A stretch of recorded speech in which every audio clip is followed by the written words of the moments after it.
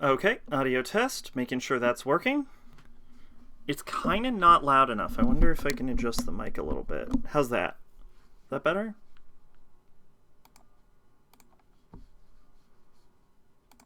Should be live. Yeah. There we go. Try that. Is that working?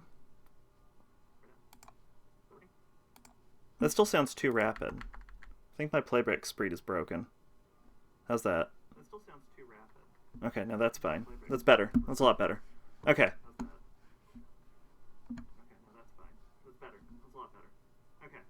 Okay. All right. That's good. All right. Okay, so let's go. Everyone. Time again for the second worst show I make. SACing MAL Winter 2025. A little late this time. I added a period? I never add a period. Well, alright, I guess we have a period now.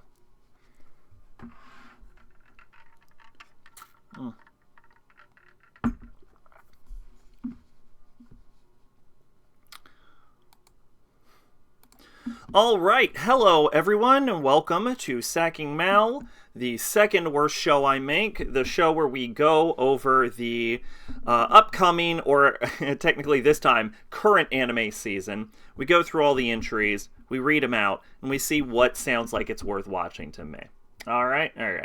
So this year we've got Winter 2025, which I think is already 2 episodes in. It's already started. I'm late as fuck on this, but alright. Let's see what we got going on.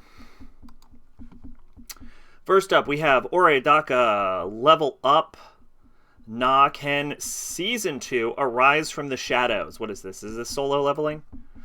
This is solo leveling, Season 2 Arise from the Shadows. Alright, this is the second season of solo leveling. I'm still not interested in solo leveling. I hear it's good. I have heard exclusively good things, but I don't know. It just does not appeal to me. Alright, Sakamoto Days.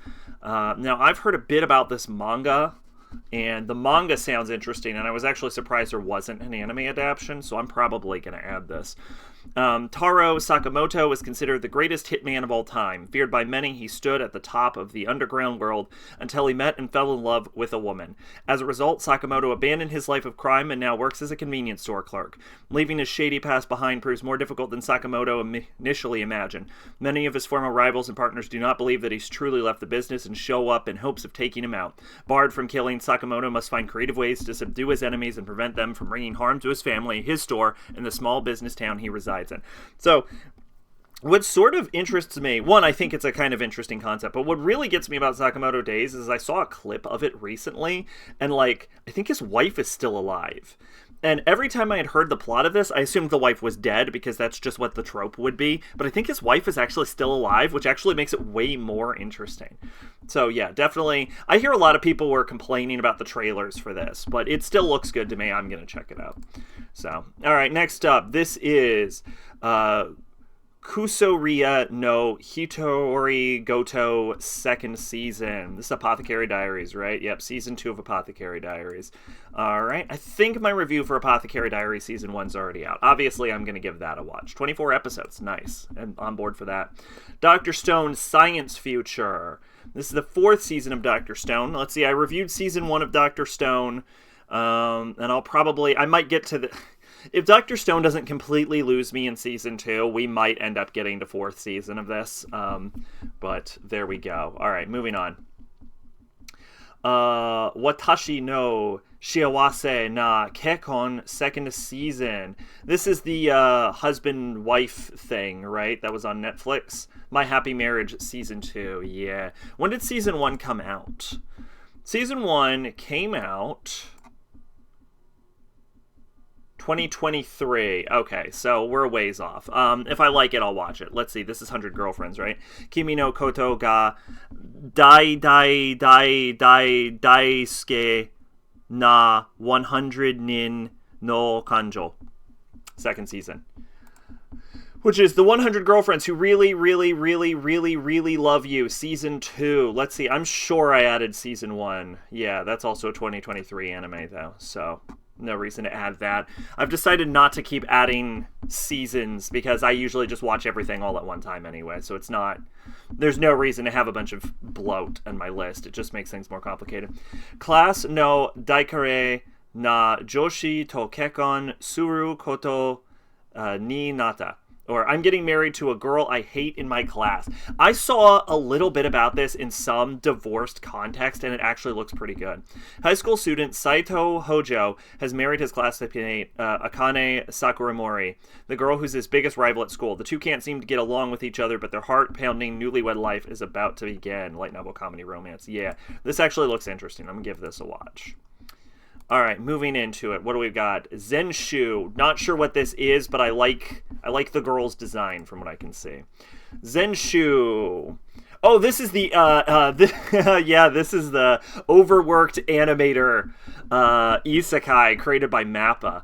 After graduating from high school, Natsuko Hirose starts her career as an animator. Her talent quickly flourishes, and she makes her debut as a director in no time. Her first anime becomes a massive hit, sparking a social phenomenon and earning her recognition as a up-and-coming genius director. Her next project is set to be a romantic comedy movie themed around the first love. However,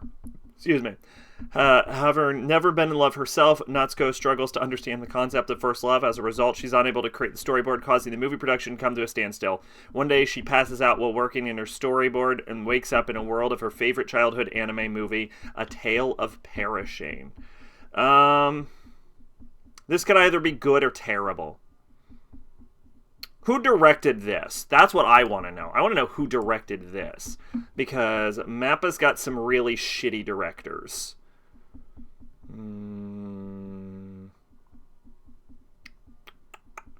Mappa's animation team is like their animators are good, but their fucking animators, like their fucking directors kind of suck. See, this is apparently created by Kimiko Ueno. Okay, what did she make? She did Dungeon Meshi, BNA, Space Dandy 3 and 4. This is not inspiring confidence. Some shit I've never even heard of. She did Pengu in the City. She did Crayon Shinshan Movie 23. The Cactus one? Oh, God. Okay, this is not... she did Movie 27. Which one was 27? Oh, no, okay. No, Honeymoon Hurricane was pretty good. Honeymoon Hurricane was a pretty good movie. Alright. Okay. She also did Movie 30. I haven't seen Movie 30. Okay, well... let's see. Yeah, oh, God. She does not inspire my confidence, is what I'm telling you. God, who directed it? Who was the actual director? The director was Mitsue Yamazaki. Yo, mate, how you doing tonight?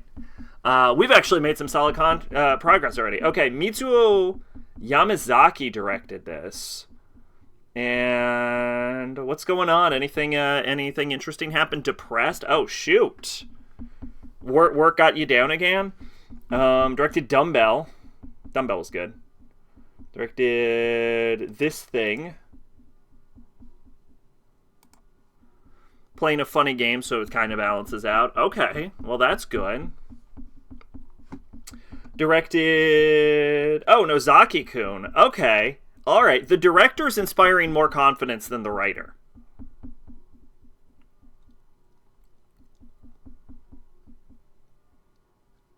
Yeah, the director inspires more confidence than the writer. So, okay, so we have a solid director and a not great writer. The chief animation director is Kazuko Hayakawa. Class of 09, what I mentioned in Discord. Yeah, no, yeah, you mentioned Class of 09 before. I have seen so many clips of both of the first two games that I feel like I've played it. I feel like I've played it. It is kind of funny as fuck. Alright, animation director. Did key animations on Toradora, Angel Beats, One Punch Man Season 2, Spy Family, Dororo. Directed Nagatoro, which I will watch very soon. The game is fucked up in just the right way. Yeah. Did key animation director for Mayochiki. Key animation director for Kiss Sis Episode 7. A lot of key animation, which tells me he's good at drawing, but doesn't tell me he's good at directing. Have you seen the anime shorts? I've seen a few of them. I've seen a lot of, like, fan-made animated clips from it also. Animation director for Shakugan Shana Season S. Key animation, blah, blah, blah, blah, blah, blah, blah, blah, blah. Give me directorial roles. I want to see what you can do as a director. Did whatever the fuck this is. This looks like a Lupin thing. What the fuck is this? Get Backer Roman? What the fuck is this? This dude looks exactly like Lupin. Like, exactly like Lupin. Like, that's just Lupin, but he grew a beard. Been rewatching Dirty Pair, but just the OVA series because Season 2 leaves me with Project Eden. I still have not gotten around to Dirty Pair. Animation director for Princess Breeze. Animation director for Cooking Idol. Yeah, I don't know. This is not inspiring confidence, if I'm being honest. I like the main character's design. I wish I knew a bit more about it. Here's what I'm going to do. I think I'm going to skip this, and then I'm going to watch clips down the line where I'm like, why did I skip this? And then I'll add it, is probably what's going to happen. But, like, I have to say, the, like, script writer and the creator of this is not inspiring my confidence. And I can't really note the animation director for anything too crazy. A lot of key animation, but that's not the same thing as taking a directorial role. Whereas the director's fine. I don't have anything against the director himself, but I think we're going to hold off on that. This is Honey Lemon Soda, which I feel like I've heard of before. I think I heard of the manga. If I heard of the manga, I feel like I've heard of the manga. When did this come out? 2015? I'm pretty sure I heard of the manga for Honey Lemon Soda. For some reason, I know what Honey Lemon Soda is. For 15-year-old Uka Ishimori, middle school was the toughest experience. By the way, how's my audio? I think I'm a little further than the mic than I usually am. Am I coming across okay? The only iffy entries are of Fair of Nolandia, which is a proof of concept pilot that was later released as an OVA in Flash, which is a reboot of the 90s that is very 90s, ironically because the books were very 70s and the anime is very 80s, and it's not great. Huh. Middle school was the toughest experience she lived through. She was dubbed Rocky due to always freezing up in front of people and endlessly bullied as a result. Now in high school, she has a chance for a fresh start and to improve herself.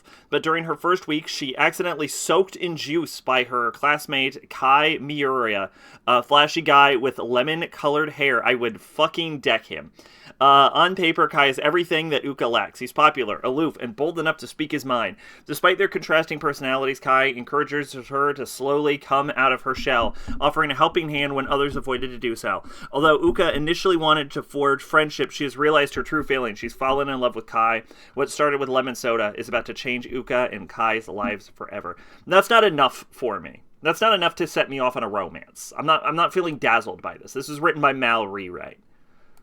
I need more than that. What do we got for the manga summary?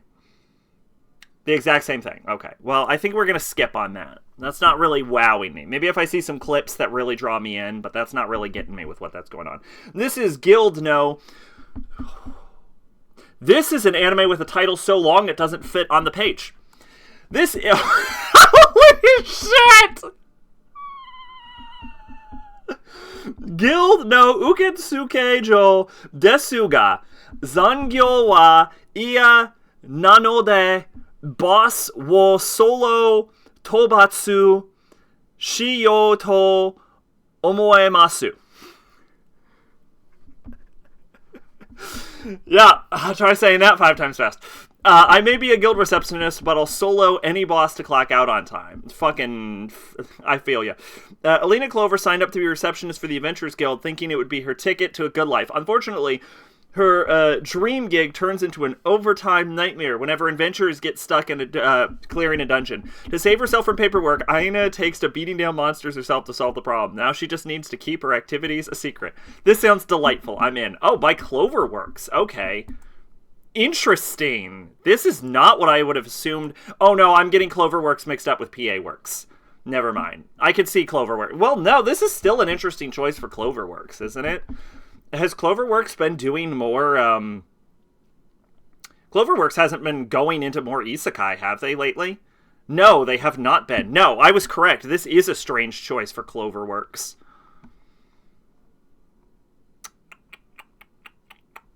Yeah, no, this is weird for... Wow, that is fucking pretty. What is this? Shiroyuki. Oh, it's a music video. I made sure to add this, correct? Yeah. Alright, what do we got here? This is... Kuroiwa Madaka ni watashi no kawaii ga tsujinai. Madoka Kuroiwa is impervious to my charms. Oh, yeah, I saw the synopsis of this as recently, and it looked interesting. I'm going to add this. Okay, to say that Mono Kawaii is cute would be... Oh my god, her name is Kawaii. Would be an understatement. She is breathtaking in every single way, and she knows it. At school, she's fawned over by boys and girls alike. She's graciously welcomes it all as a natural reaction to her irresistible charm. That is until she comes across Madaka Kuroiwa, the boy who is seemingly immune to her overwhelming charisma. She goes out of her way to talk to him and even dials her cuteness up a notch, but no matter what she tries, Mona cannot wipe the scowl off Kuroiwa's face. Backed into a corner, Mona is forced to use the most devastating weapon in her arsenal, her physical allure. Such drastic measures would leave other boys foaming at their mouths, but Kuroiwa remains unfazed by her attempts. Little does Mona know that the only reason Kuroiwa just barely abstains from succumbing to her charms is because he's training to be a monk, and thus trying his best not to be held down by worldly pleasures. As Mona goes all out to entice Kuroiwa, she fails to realize that his unintentional chivalry might just make her fall for him instead. Little on the nose. It is a little on the nose, yes. Did I remember to add this? I think I did. Yeah, my brain's fried. I don't know why. I haven't been sleeping super great. This is Kono Kaisha ni Suki na Hito ga Imasu. I have a crush at work. Yui Mitsuya and Masugu Tataisha aren't just any coworkers. They totally have the hots for each other. His helpful yet humble attitude makes her giddy, and her cuteness leaves him grinning like a fool. Problem is, they're trying to keep the new relationship under wraps to avoid making things awkward at work. But seeing how they can't keep their hands off of each other, they run the risk of spilling their little secret with each passing day at the office. Now, what is this? Is this a cute little romance comedy? Or is this an I can't believe it's not hentai? Comedy romance setting. Okay, so this is not an I can't believe it's not hentai. Well, then I will give this a watch. What is Blade? I don't know if I've ever heard of Blade. What the fuck has Blade done? I know about this, if only because I know the anime can't... Because I know in the, like the manga or like the webcomic this is based off of, everything is in black and white except for the maid's eyes, which add this sort of like alien mystery to her. So I know the anime adaptation actually kind of fucks up on that. They did Sports Climbing Girls and then a bunch of shit I've never heard of. Yeah, wow, Blade is not. No wonder I'm like, what the hell is Blade? I think I've heard of this. These two are on my list, but I don't know what these are. This is Greatest Demon Lord Reborn as a typical nobody, and Hokkaido Girls are super adorable. Okay. Sack, not get off to office ladies. I feel so called out. Fuck, it is. Man, that heater is doing work. Okay, this is Jibaku Shonen Hanako-kun Season 2. Second season of Toilet Bound Hanako-kun. I'm shocked this is still running. I'm actually surprised this got a season 2. This might be better than I gave it credit for, but I'm still not super interested. This is Salaryman ga Isekai ni Itara Shite no ni Nata Hanashi. Or Headhunted to Another World from Salaryman to Big 4. Denosuke Uchimura is your normal everyday salaryman trying to climb the corporate ladder, but he's summoned to a terrifying fantasy world by the demon overlord, who offers him a new job as one of the heavenly kings in his army, with full benefits. Uchimura may not have muscles or magic, but he does have an office worker skill and savvy. Will they be enough to keep him alive? I have found that, like, isekai series where they have, like, a random-ass salaryman, as, like, where he's in a position where he has to use, like, modern day, like, economical know-how, ends up actually usually being a really charming concept. Episode 1 was streamed 5 days in front of the live, in advance of the TV broadcast on January 1st, 2025 on Abema and D-Anime Store. Each subsequent episode was streamed 1 week in advance in the same platforms. Regular broadcasting began January 6th, 2025. So, yeah, I'm going to give this a shot. I bet this is going to be pretty fun. It's by Geek Toys and Comptown, which I've heard of Geek Toys. I'm less familiar with Comptown. Yeah, I've heard of Geek Toys for sure. I don't know what the fuck is Comptown. You know why I've never heard of Comptown? Wow, that explains why I don't know what Comptown is. They've done one other anime, which was Migi and Digi. Oh yeah, the weird twins thing. Yeah. Who they, like, swap out for some reason. Yeah, wow. No wonder I don't know what the fuck Comptown is. Alright, what do we got? What is wrong with my fucking head tonight? There we go. Ameko Takao no Suiri Karte. Karte?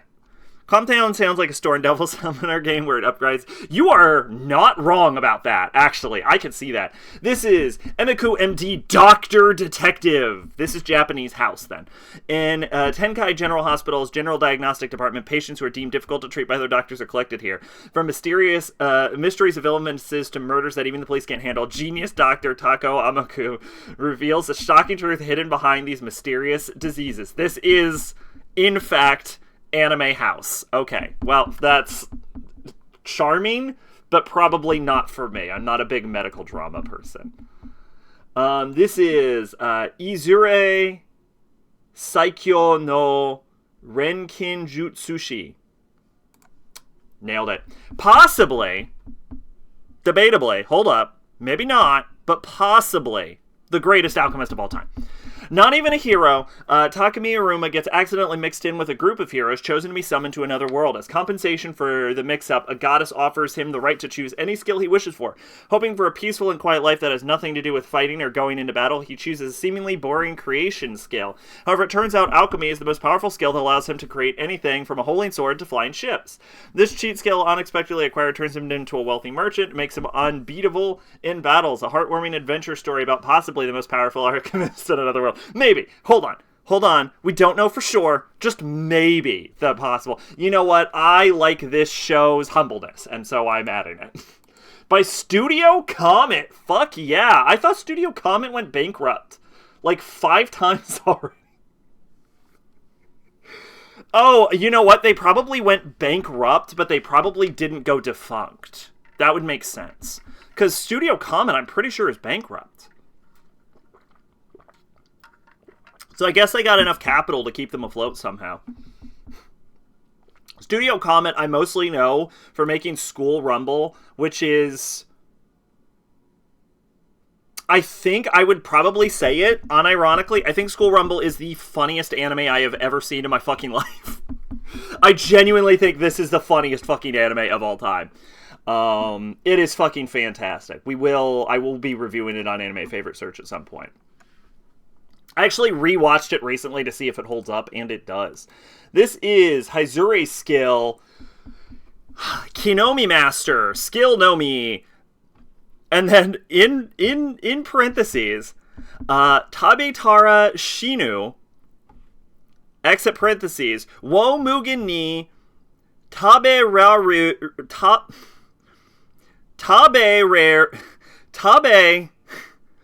Rareru Yoni Nataken ni Suite. Whew!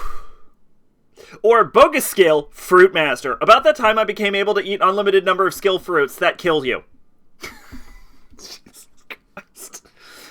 Thinking of replaying P3 after finishing Class of 09 since I have like a few endings left.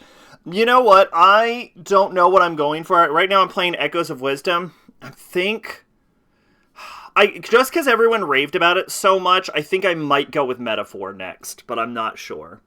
I haven't, like, locked into that yet, but I think I want to feel like I'm, like, halfway through Echoes of Wisdom at this point.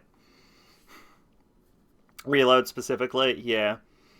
Let's see. In this world, one can gain special abilities by eating skill fruit only once. To eat another one is certain death. However, Light obtains a skill called Fruit Master, which is unsuitable for battle. He resigns himself to a life as a farmer, but by chance he eats another skill fruit. At this moment, he learns the hidden ability of Fruit Master. Why haven't I died? Is this some sort of new skill? This is the story of a lowly farmer becoming the strongest by acquiring numerous different abilities.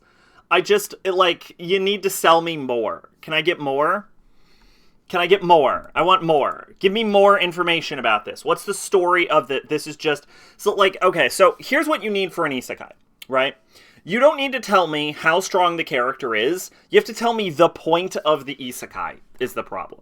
Because this is a story about a guy who eats a bunch of fruits and gets really strong. That's not interesting. What does he do while being really strong? That's what I need to know. What's the objective? You know, why should I care that he's really strong? This is also action, adventure, and fantasy. I'm not seeing a comedy tag. And if you're seeing an isekai story where a main character is really, really strong and there isn't a comedy tag, then that means that it's probably going to try to play it straight. And if it tries to play it straight, it's probably the most boring shit you've ever seen. That's my tip for... how to tell whether an isekai might be worth watching just by the description. This is S-rank monster no behemoth Dakedo Neko to Machi Gawa Ete Elf Musume no Pet Toshite Kuroshitematsu. Anything good so far? Let's see. There's a few things that look promising. And there's also Sakamoto Days, which I've sort of been waiting for, but basically everything that looks really good is sort of a sequel to something that's already out. Like, I know a lot of people like Solo Leveling, it's not really for me, but... And then Sakamoto Days is finally getting into action. And then Apothecary Diaries, that's Season 2, though. The 4th season of Dr. Stone, 2nd season of Happy Marriage Life, 2nd season of 100 Girlfriends.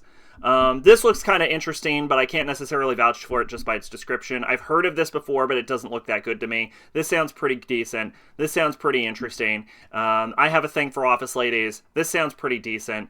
They made Anime House. This sounds sort of interesting, but it's not like something that I'm saying it looks really good. Like, except for maybe Sakamoto Days, there's nothing I think that's coming out so far that we've addressed Pache that I'm going to be like, this is going to be the next big hit. Like, I could see Sakamoto Days blowing up, but most of, like, what I think is going to do really well this season is basically just Season 2s. And that's basically because most anime studios, except for, like, what was it? It was, like, 2022 or something. For 2022, 2023, they decided to flip it for some fucking reason. But usually, like, the good stuff, it comes out summer and fall. So, winter's usually the weaker of seasons. You're watching 1, 3, and 4. 1, 3, and 4 is Solo Leveling, Apothecary Diaries, and Dr. Stone. I saw Season 1 of Dr. Stone, and I was not impressed, but I meant to watch Season 2, and I just have not gotten around to it before. Let's see. Oh, there we go. I need to play Silent Hill 2 Remake, but I'm not really in the mood for something Silent Hill at the moment. No, I got you for sure. I've been getting a lot of horror game recommendations on Steam lately. Anyway, Baheneko, the elf girl's cat, is secretly an S-ranked monster. Excuse me. I have heard of this because years ago, on the Trash Taste podcast, they did an episode where they... had an AI generate light novel titles, and the goal was to see whether you could tell what was a real light novel or what was like AI generated, and this came up as one of the examples, like the light novel did because the anime didn't exist yet. This came up as one of the examples of what was actually a real light novel title. I like Dr. Stone, but yeah, I can see people not like it. My issue with season 1 of Dr. Stone was the villain. Like, the villain really dragged it down. And I hear he's, like, not the real villain, is what... Because the complaints about the villain was, like, a real thing when Season 1 was airing before Season 2 was actually a thing. And everyone was like, oh, if you've read the manga, you know he's not really the villain. But, like, the thing is, he was the villain in Season 1, and he fucking sucked. So I don't care that he's not the, like, main antagonist of the main... Like, even if he's not the main antagonist of the series, he was the antagonist of the first season, and he was, like, the worst part of the show. It was, like, really dissuasive. The elf lady cat is an S-rank monster. The villains change a lot. I'm sure they do, but it's also where I'm like reluctant to keep going. My biggest attachment to Dr. Stone is the manga has a different writer and a different artist, and I have read the previous work of the artist who does Dr. Stone, which is Boichi. So, which is he did a manga. It was a manga specifically about a guy who falls in love in high school with this like Korean girl who moves back to Korea to be a cop, and then so he moves to Korea to like chase after her, and he ends up accidentally becoming a Korean gang boss. It was pretty good. Sunken Rock. Very horny. Got progressively hornier as it went, though.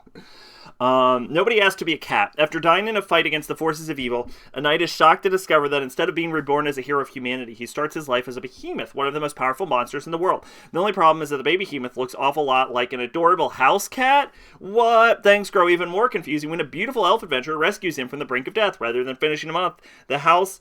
cat/knight's baffling journey is just getting started. So not only is it like not like I thought this was just like an intelligent cat, but this is like a dude in an intelligent cat. Wow. Anyway, it sounded like terrible when I first heard it, and sounds terrible now. So moving on.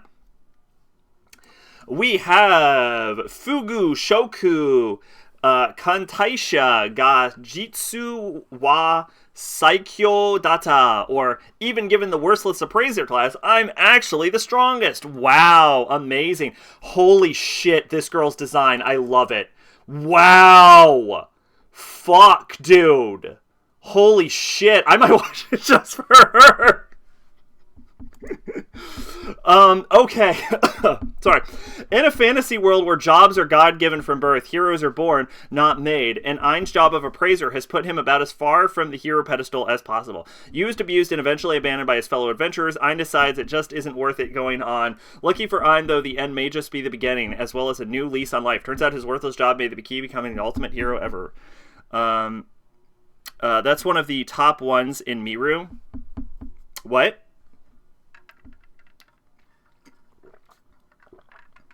The appraiser job class is one of the top ones in Miru? Is that... I don't know what Miru is. This doesn't sound good. This doesn't sound good, is my issue with it. It sounds bad. I would go so far as to say it sounds very bad.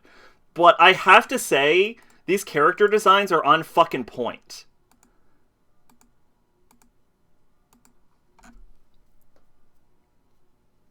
Like, okay, so my question is, am I willing to watch an anime just for its character designs? The answer should be no. The answer should be no. The answer should be no.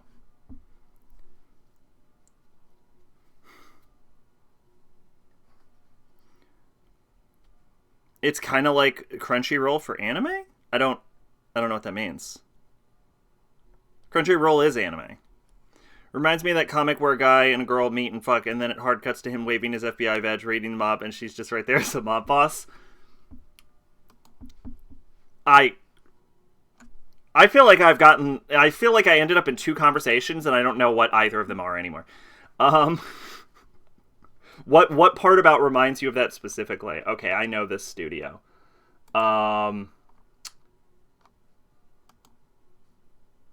This is based on a light novel, right?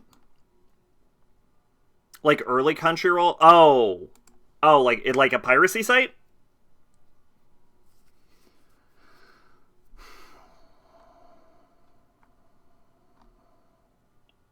There isn't enough people for this to have a ranking.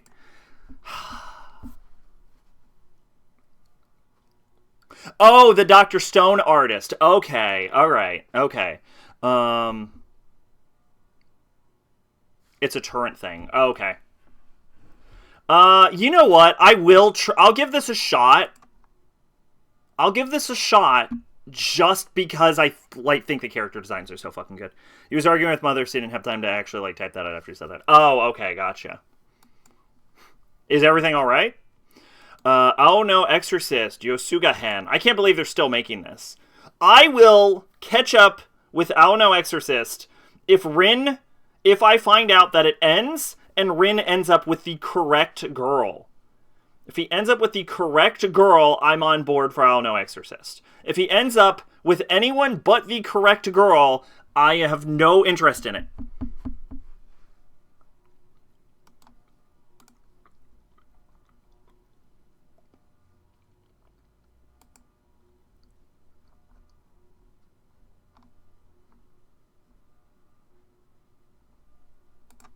For the record, Izumo was the correct girl.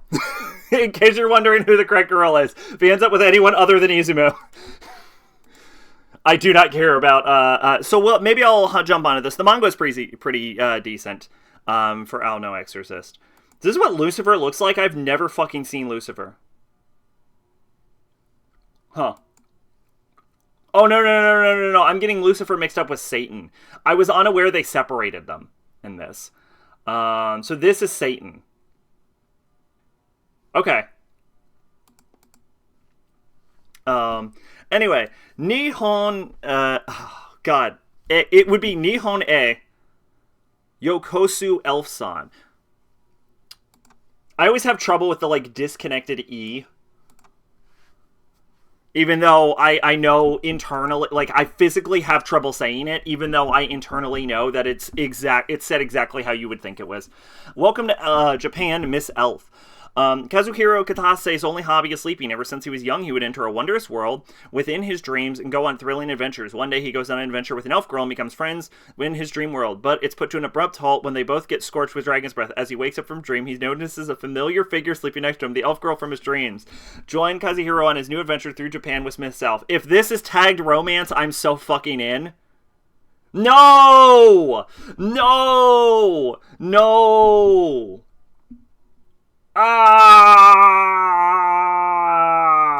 God. How is there no romance tag for this? What? It's like a fucking layup. Fuck. You know what? I'll give it a shot. I don't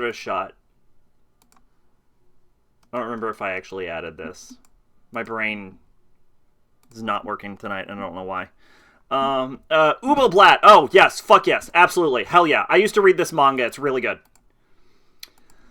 Rumors stir throughout the land. When the wielder of the Black Sword draws his dark blade, all who stand in its path are torn asunder. Quainzel, the mysterious young boy who carries the Black Sword, undeniably wields it with exceptional skill, but he can truly be responsible for the bloody rumors.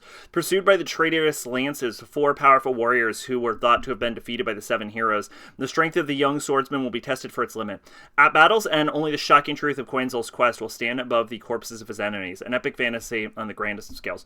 Ubo Blatt, I'm a little worried about, actually. Because this is the exact kind of anime that would get fucked over by a bad animation studio. It's not promising.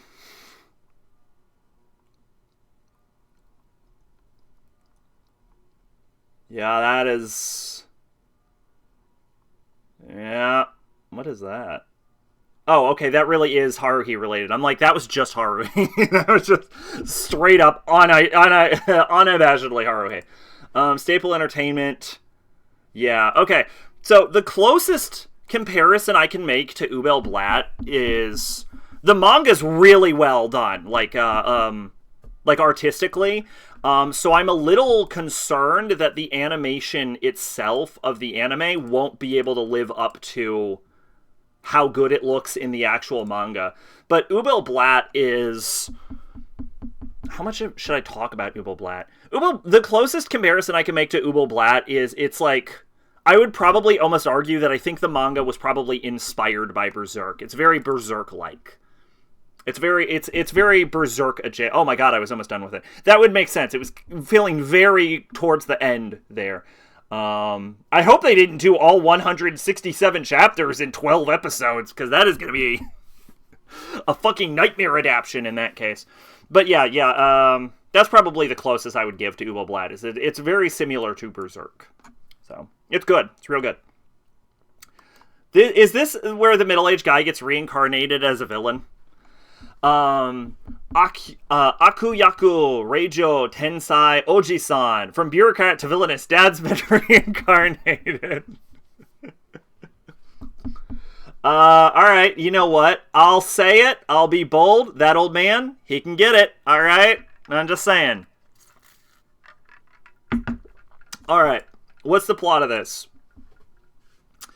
In his previous life in modern-day Japan, he was Kenzaburo Tonodabayashi, a 52-year-old civil servant. Now he's the villainous, reborn as Grace Aubergine, the drill-haired villainess of an Otome game his daughter used to play.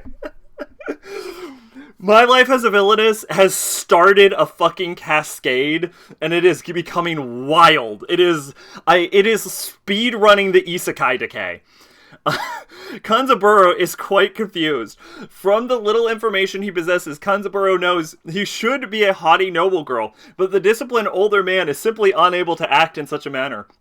His calm and kind aura leads him to befriend the heroine and further endear him to the student body as the pinnacle of elegance. As he tries to keep the story on track, Kanzaburo will have to draw on his years of experience in the workforce, his perfect Japanese manners, and his family-oriented morals to fit in with the fellow kids.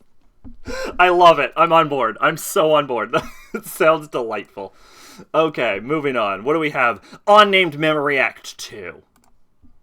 This is the second season of Unnamed Memory, which came out in 2024, and I ignored it.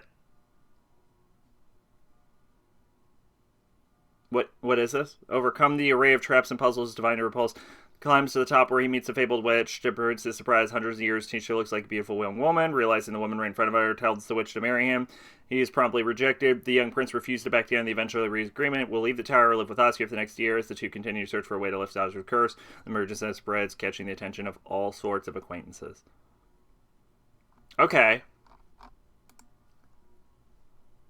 It sounds kind of mediocre. I'm guessing that's why I skipped it.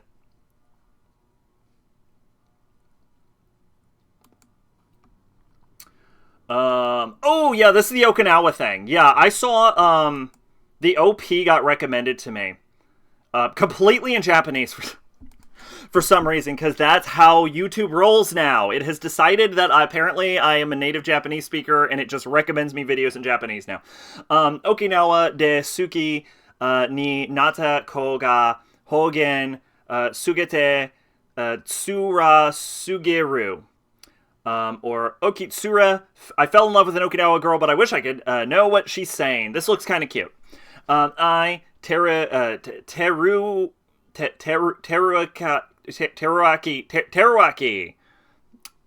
Nailed it.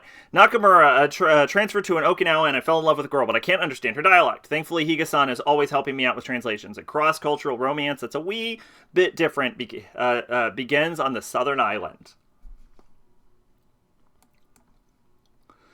Neat! Konoichi to nazeka dose hajimemashite. I'm living with an otaku neat Konoichi? What? Otaku Konoichi equals otaku neat equals girl with zero romantic experience. A normal salaryman, Tsukasa, is attacked by Yoma and is gallantly saved by the appearance of the genius Konoichi, Shizuri. However, when she is not working, she becomes an otaku neat. Today, how is she a neat if she's working? Today, Tsukasa's household skills will continue to spoil Shizuri, a prescription delivered directly to you. I was supposed to sing that last part. Oh well. It looks cute. I like the idea. I'm on board. That's all I need. What's the episode length? 12 minutes per episode. Nice. On High Dive. Fuck yeah. That's why I'm still subscribed to High Dive. We have an A rank party. Wo ridatsu shite ore wa moto oshiego. Fucking pronounce that one real wrong. Tachi to meikyu shinbu wo mezusa. Mezusu. Fuck. Nailed it. That was the worst one so far. Oh, God. What are words anymore? I've been trying to write, but vampire lore is hard. Eventually I realized I was just ripping off Vampire the Masquerade. You know what? Here's the secret. Everyone rips off Vampire the Masquerade. Just fucking go for it. Just do it. Doesn't matter if you're ripping... Here's the thing. Who was it? It was Pablo Picasso who said, good artists... Bad artists borrow. Great artists steal. Something like that. Something like that. Good artists borrow. Great artists steal. Which is to say, you take some... Because you're not going to have an original idea. That's fucking stupid. And originality is overrated anyway. What you want to do is you want to take things from different sources. He didn't actually say it. I don't care if he actually said it. The quote stands... I'm not sound. Anyway, the point is, you take... he probably did say it, but I believe it was taken from an even older source. Because I think it was quoted from some dude before him, but that doesn't matter. The point is it stands on its own. Anyway, you take things from different sources, you mash them together, and you make them your own. That's how you write. That's how stories work. So don't worry too much if you're borrowing, just as long as you do your own twist on it. Anyway, I left my A-rank party to help my former students reach the dungeon depths. Alright, I can't do this anymore. UK Fieldio. Well, the story isn't even serious, but you gotta explain how fucking vampires work. I'm gonna let you in on a secret. No, you don't. Here's a little secret modern writers don't understand. You absolutely do not have to explain jack shit. You could just be like, it's vampires. The important factor about vampires is it's sort of similar to... because vampires work on a sort of archetypical commedia dell'arte sort of idea, where you are using a specific idea that exists in lore, in pop culture. There are people have a certain inherent understanding of how they function. And when you borrow from archetypes in that regard, the specific purpose of using archetypical representations is that you do not need to explain anything, because you are working under the idea that the community, the reader in this case, is bringing their preconceived notions and knowledge on this archetype into the current work. So it's a really undervalued skill nowadays, which is why modern novels suck dicks. But like, yeah, you don't need to explain fucking anything. You can just ignore it. In fact, it's probably better if you don't explain anything, because then you can allow your vampire lore to sort of generate and be demonstrated in a more organic method.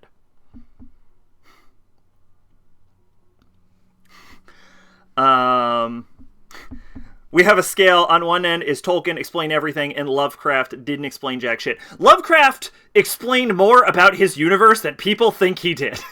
Actually. Not Tolkien level, because Tolkien will tell you the fucking history of every goddamn tree on the side of the road. But yeah, Lovecraft's world, he says things are unknowable all the fucking time, and he's like, this is infinite, there's infinite dreams, there's infinite gates, everything's inside of this other thing. This is another issue, but we do have a rough idea of how Lovecraft's cosmology functions. Because only vampires work graveyard. That's clever, that's fun. I am using a similar concept in my vampire game, where the master vampire of the city, don't tell anyone, the master vampire of the city runs a convenience store and also does Uber on the side.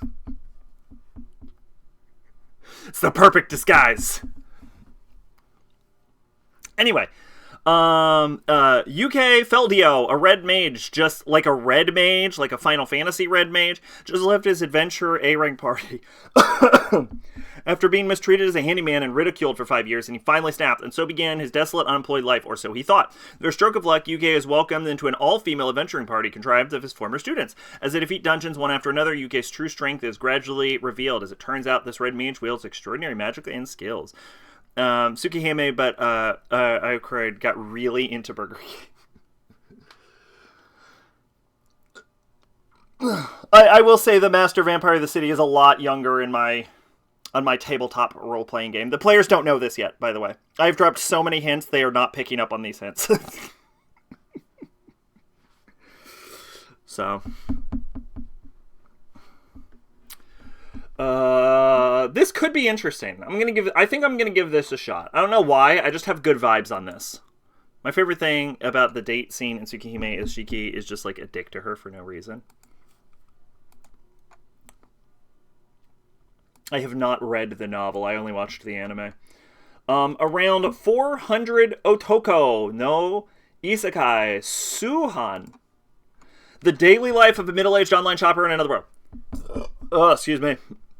The story of a middle-aged man doing whatever he wants with the power of one-click online shopping. Kenichi, a single man in his 40s, is transported into another world for no apparent reason. As he tries to escape a dangerous forest teeming with monsters, he realizes he has power to access a huge online store. By using this power to exchange goods he found in this world for cash and then buying modern ones off the internet. He was able to quickly create a powerful, popular business. However, his goal is to have a slow and leisurely life. Instead of growing his business even more, he decides to settle down and live off the power of Jeff Bezos. The mail-order life, middle-aged man in another world begins now. Okay, this sounds like it could be good, but it also sounds like I don't care.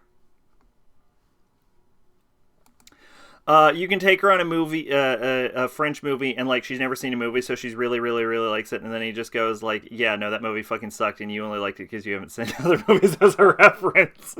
He's being real. I'm like, dude, just let her like the French romance movie. Medalist. Becoming an ice dancer was not what Tsukasa Akuraji had aimed for when he decided to take on the figure skating world. However, it is where he ended up as he started too late to follow his true solo skating dreams. For years, he was content with being a shell of his former ambitions. That is, until he met a little girl in whom he saw himself. Inori Yutsuka, a fifth grader so desperate to skate that she practiced in secret, had visited Tsukasa's rink with her mother to ask for lessons. She was branded as useless by everyone around her, told it was too late for her to begin, and that catching up with other skaters was impossible. With newfound conviction and unwillingness to let another passionate skater go down the same road as him, Tsukasa takes on the responsibility of coaching her and promises to make Inori a medalist. Now, this is an interesting one. I am on board, provided, this is the opposite of what I would normally say, provided, if I scroll down, it does not say romance. Whoop. No, okay, sending and performing arts and then drama and sports. Okay, then I'm on board. Alright. Grisha, Phantom Trigger. Didn't they already make this? I thought this was already made. Oh, this is like the sequel to something. Yeah, okay, yeah. So I was like, Grisha has been around for a very long time. Like a very long time, right? 2015. Yeah, we're still going. We're still going. It's still going. It's still fucking going. Yeah, 2014. Yeah, this has been around for fucking ever. Okay. Grisha, Phantom Trigger. Several years after the fruit of Grisha, what was once Mihama Academy, a sanctuary for young girls, has now been transformed into SWORD, Special Organization for Advanced Research and Development. Training school dedicated to fostering talent for national defense. Rena and Maki specialize in firearms. Toka and Gumi excel at sniping. Chris handles explosives and data processing. And Murasaki is a skilled ninja for intelligence operations. Together, they take on cases too complex for the police or self-defense force. Repeatedly facing dangerous missions, this is the story of these young girls painted in blood and gunpowder. The thing about Tsukihime, especially as the original, is Shiki is kind of an asshole. Shiki's the main character in Tsukihime? Is that correct? That didn't help.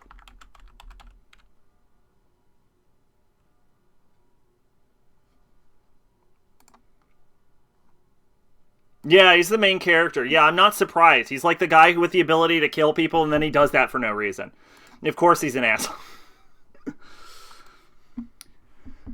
Magic Maker. Isekai Maho no Tsukurikata. Magic Maker. How to make magic in another world. A man who was 30 years old and wanted to use magic died unexpectedly, and when he woke up, he was reborn in another world. Named Theon, he had high hopes that there would be magic in another world, but there was no magic in that world. That's right, if there's no magic, then I will make it myself. With this in mind, Theon began researching magic from that day onward. Eventually, though, word spread of a disease that can only be cured by magic, and a chance encounter with an enemy that can only be defeated by magic. Theon became a hero who saves the world. This is the story of a simple magic fool, while tossed about by fate, overcomes it with the power of magic and an indomitable fighting spirit, ultimately propagating magic to the people. Sure. They toned him down a bit in the remake, but he's still a prick. I remember Nasu was asked what would happen if Shira and Shiki met, and Nasu said they'd hate each other. They do seem antithetical in concept. Let's see. Fantasy Isekai Reincarnation by Studio Dean. Interesting. This could be interesting. What is this based on? This is based on a light novel. How's the light novel received? Don't know. Don't know how it's received. Alright, you know what? Fuck it. Let's do it. Let's check it out. Why not? Alright? What? You think I have standards? I do. This is Hanawasaku Shura no Gotoku. Flower and Ashura.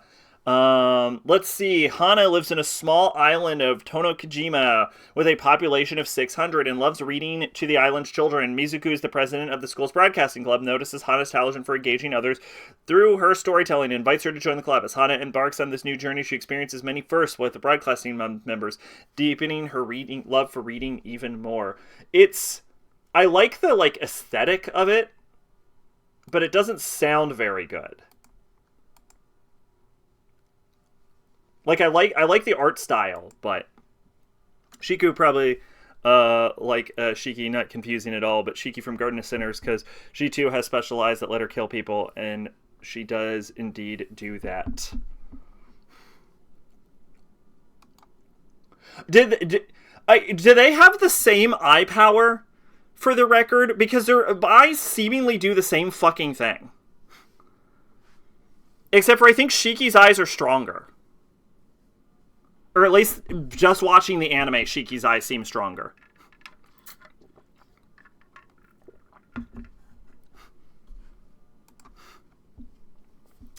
Sentai Red Isekai de Bokensha ni Naru. The Red Ranger becomes an adventurer in another world.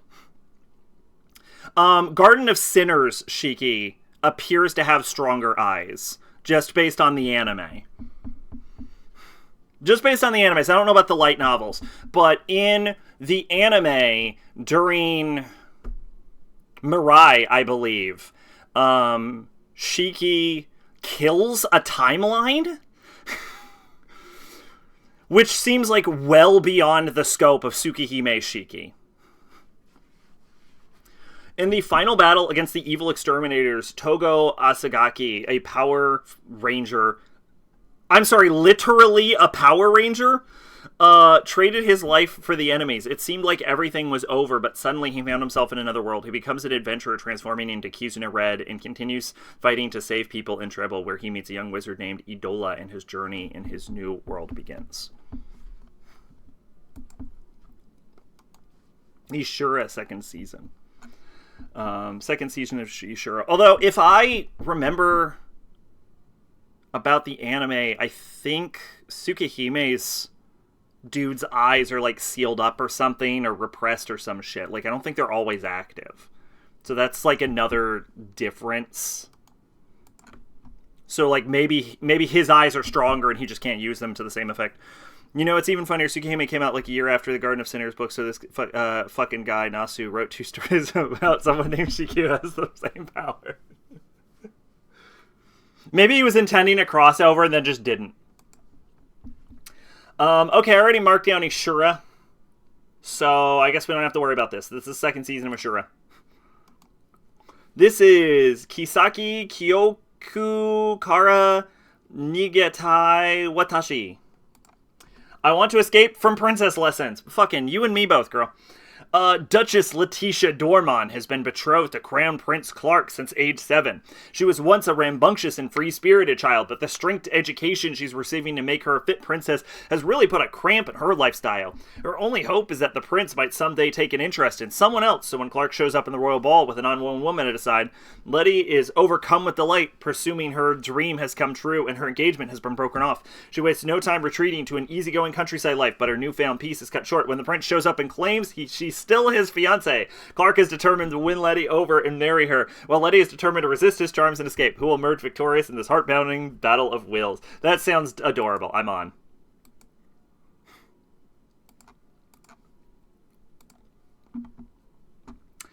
Alright, what do we got? We have, Dose Koshite, Shimu Shima Unda.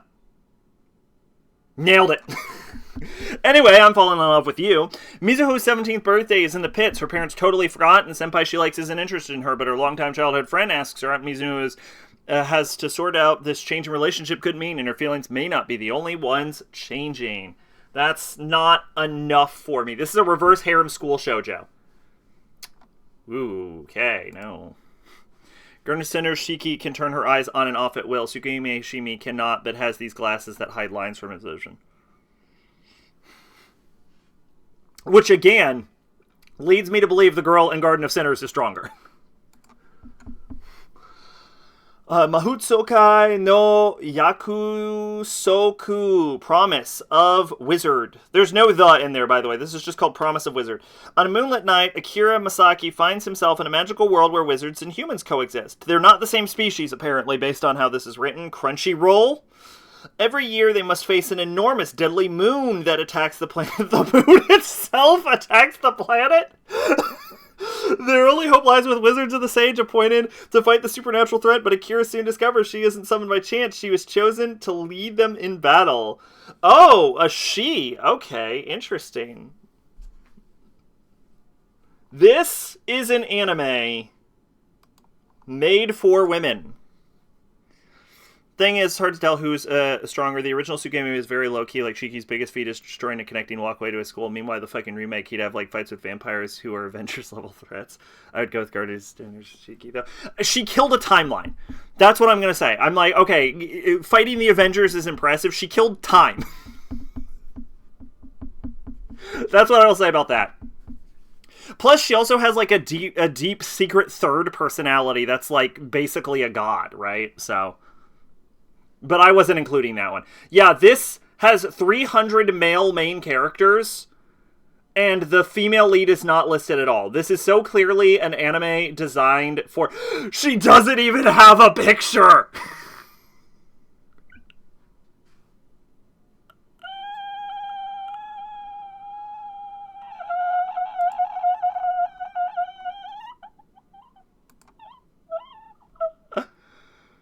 She doesn't even have a picture. Oh my god. Yeah, this is transparent who this is for. Everything but Shiki is for a good portion of the story. There's an implication that he's some way a vampire, and then he's just revealed that no, he's just the same.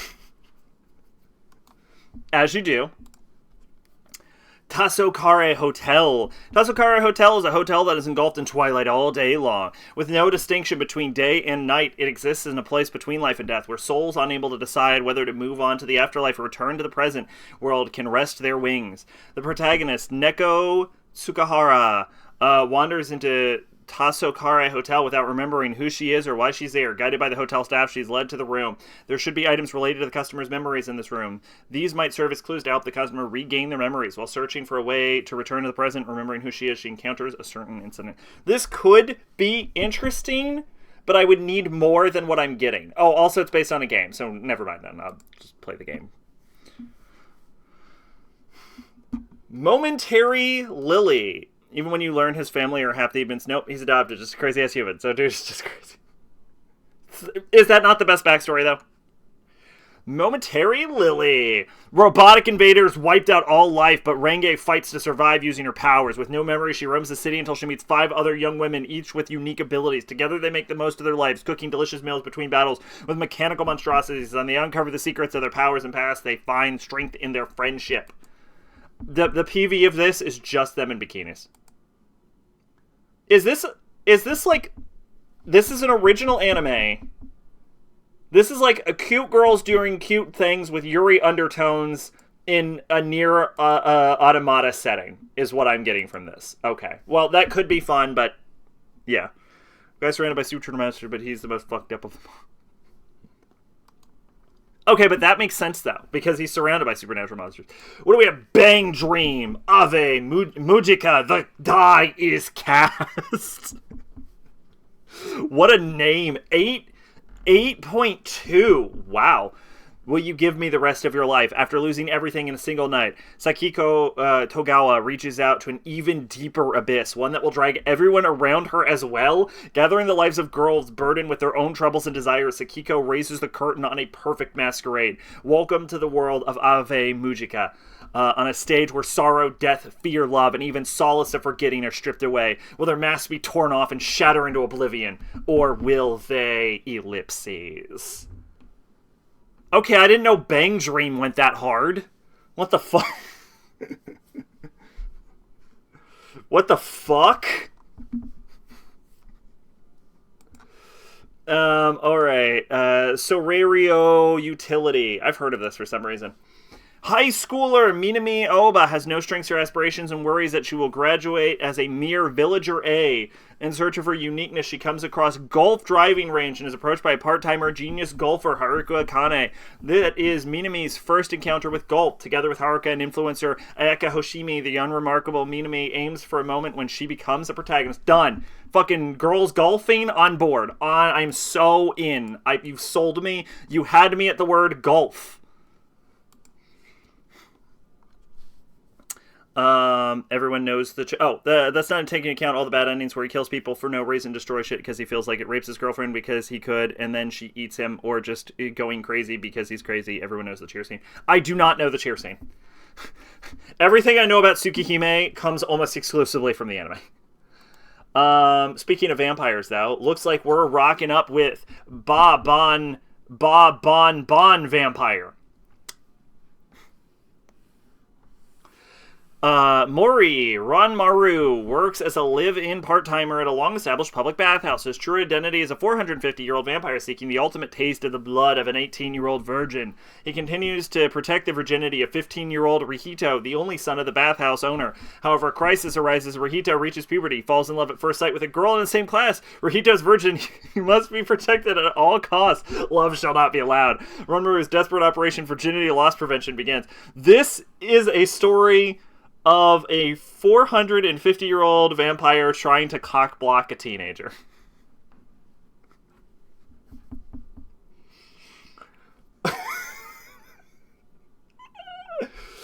Wow, that is certainly a storyline. Okay, Farmagia. After the death of Felicidad's ruler, the despotic overlord Glaze seizes power and imposes an oppressive regime on the world's inhabitants. As for Ten and his followers, Farmagia friends, they command an army of monsters as they explore and battle across the treacherous lands of the underworld, collecting resources to take back to the farm. There they'll upgrade the skills as Farmagia, growing more monsters to nurture and developing their new traits to battle in their battle against Glazia and the Orchion Ces. So, 2 things I'm getting. 1, this is based on a game, and it sounds like the plot of a game by Marvelous. Sounds like it would be better as a game than an actual anime. I'm sure this sucks. Second thing, this art style, I'm guaranteeing you, was done by the fucking Fairy Tail creator, because every single... No, that's character design. I want to know who did the original character design is Hiro Mashima. There he fucking goes. Look at this motherfucker right here. This dude's name is Ten.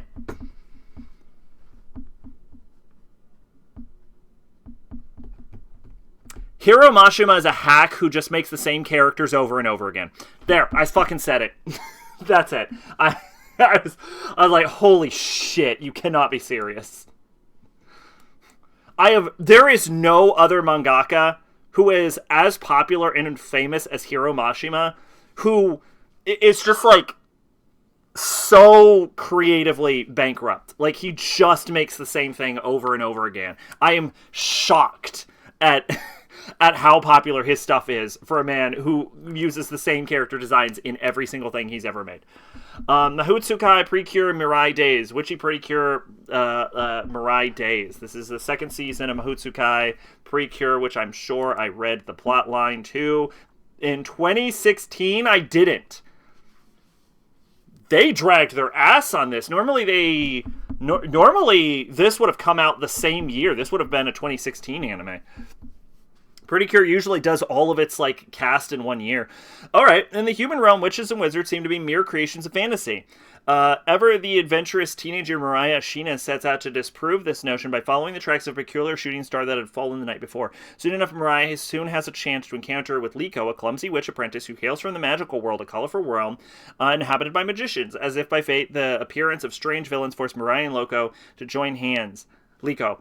In doing so, they unleash their strength as a pair of legendary magicians. The Maho girls Precure, now gifted with unbelievable powers, the unlikely duo embarks on an adventure filled with magical spells and powerful gemstones. Along the way, the two girls discover the hidden marvels that tie their individual worlds together. I will almost certainly watch this at some point. He repeatedly smashes a chair while screaming, "This chair, this chair, this chair," to the horror of his personal maids as she just watches, all because he didn't like the chair being there. Okay, a completely normal thing to do. Suisei no Aquarion Myth of Emotions. Okay, is this related to... Oh, no, this is related to the Starlight Aquarian. Okay, I am pretty confident I have not seen Starlight Aquarian.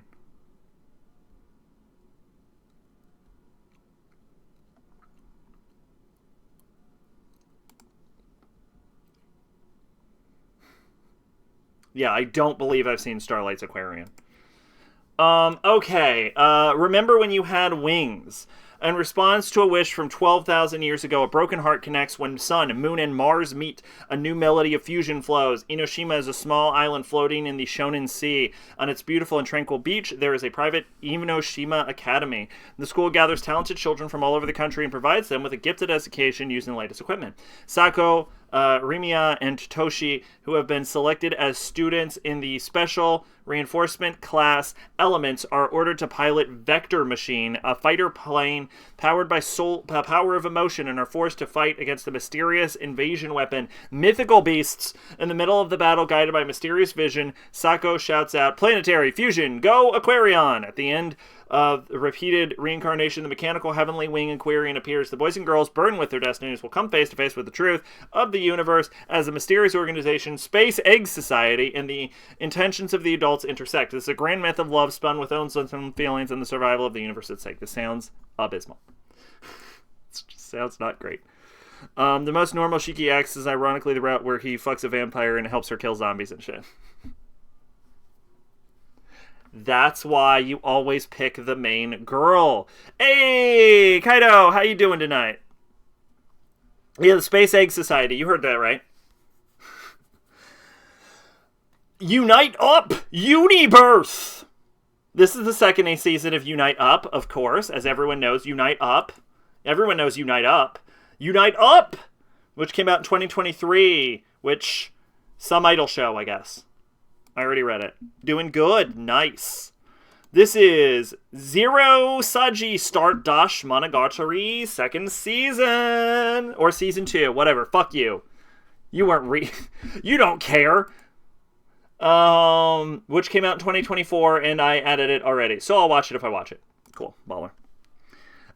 What do we got? Yami Shibai. They're still making Yami Shibai?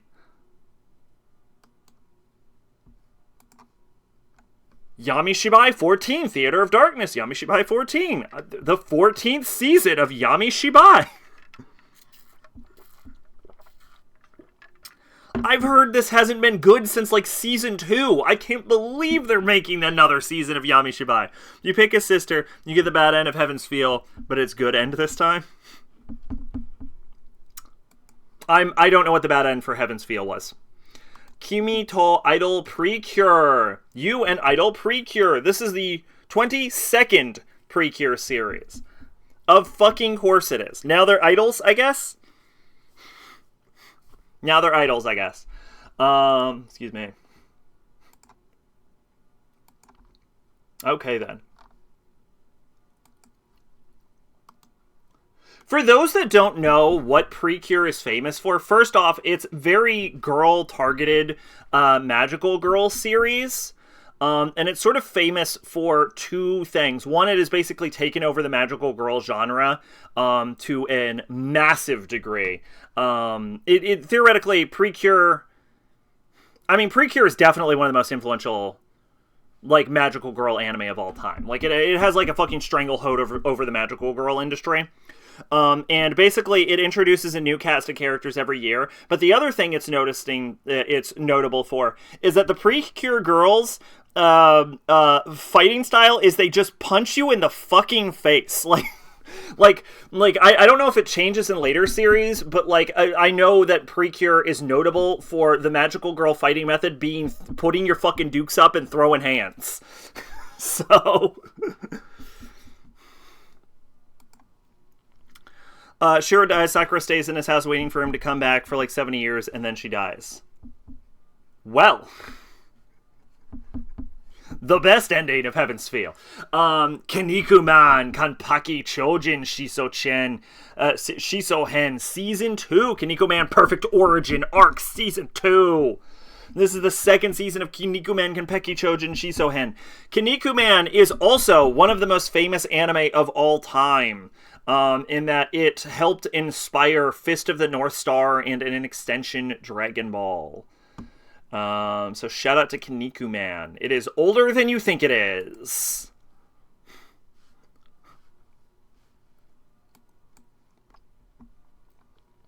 Alright, we got Card Fight Vanguard.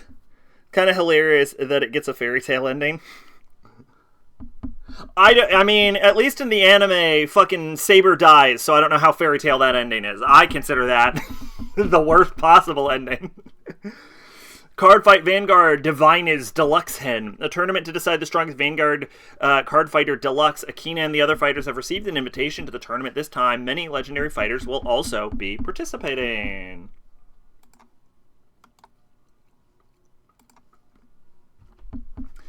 Kankin Kuiki Level X second season. This is Lockdown Zone Level X Season 2, which is a sequel to Season 1.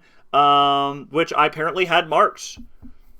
Excuse me. And I almost certainly marked it because that girl looks like Hinata. And that's all it takes.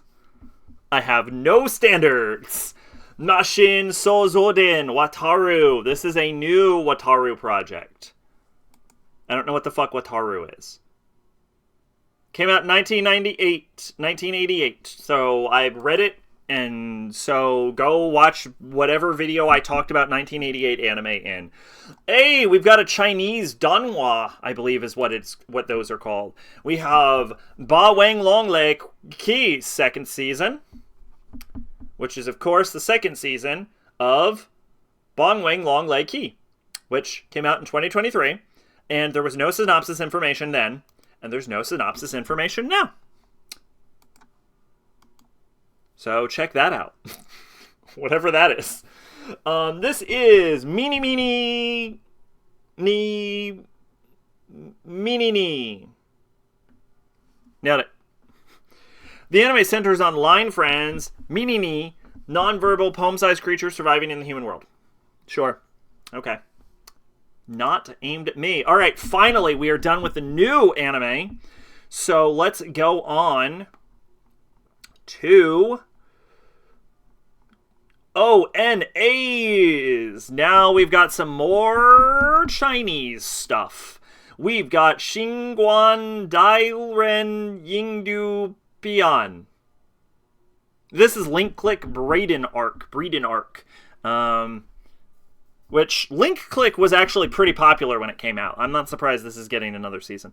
To save the deceased Cheng Xiaoxi, Lu Guang returns to the beginning, retracing the path of destiny. However, a photo containing clues about Cheng Xiaoxi's parents appear in the Time Photo Studio. To uncover the truth, Lu Guang nervously travels to Breeden with Cheng Xiaoxi, friendly top model Zia Fei, the eccentric leader of Chinatown, Vane, and a mysteriously appearing Liu Xiao. Faced with people harboring different motives, can Lu Guang break the fated deadlock? I don't know what any of that fucking meant. I do not know what any of that fucking meant. Alright, next up we have Lian Qixi Wanyan. Nailed it. Knocked that out of the fucking park. You're welcome. This is 100,000 years of key refining. Oh my god, is this another fucking wushu? 100,000 years ago, he was founding disciple of the Tianlan sect. His master ascended to the top and he was refining key. 90,000 years ago, his martial nephew ascended and he was refining key. 50,000 years ago, the old dog who was gatekeeper of Tianlongzong also ascended. He was still refining ki. 30,000 years ago, the old tree at the foot of the mountain also became a demon. He was still refining ki before he could pass the catastrophe. 10,000 years ago, Zheng Wuji, the 9,872nd generation disciple of the Tianlongzong also ascended, and Zhu Yang silently refined ki. He retreated for 10,000 years, and finally he broke through the 9,999th floor of ki refining period. 10,000 years later, he broke through and came out. Wow. Wow. Just wow. Just fucking wow. We do all the routes. You get this fucking scene where Shiro goes to Avalon and Saber is just there for him in some white dress, and then it ends. There's not set up, that just happens. I like that ending. I like it. Although I do actually like, from what I understand, the original, was it Studio Dean, I think was who did it? The original Fate Stay Night anime, adapted the bad ending. And I like it. If anything, that's the fucking ending where everyone's dead and sad, I think was my favorite. Fate Stay Night peaked in 2006 with the Studio Dean anime, and I will double down on that.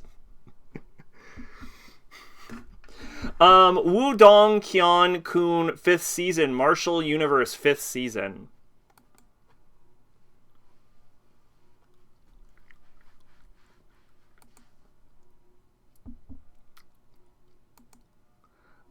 I've definitely read this. Yeah, this came out in 2019. We've read this, so we don't need to worry about this anymore. Fanren Xiaozhan Chuan, 4th season. This is the 4th season of Fanren Xiaozhan Chuan.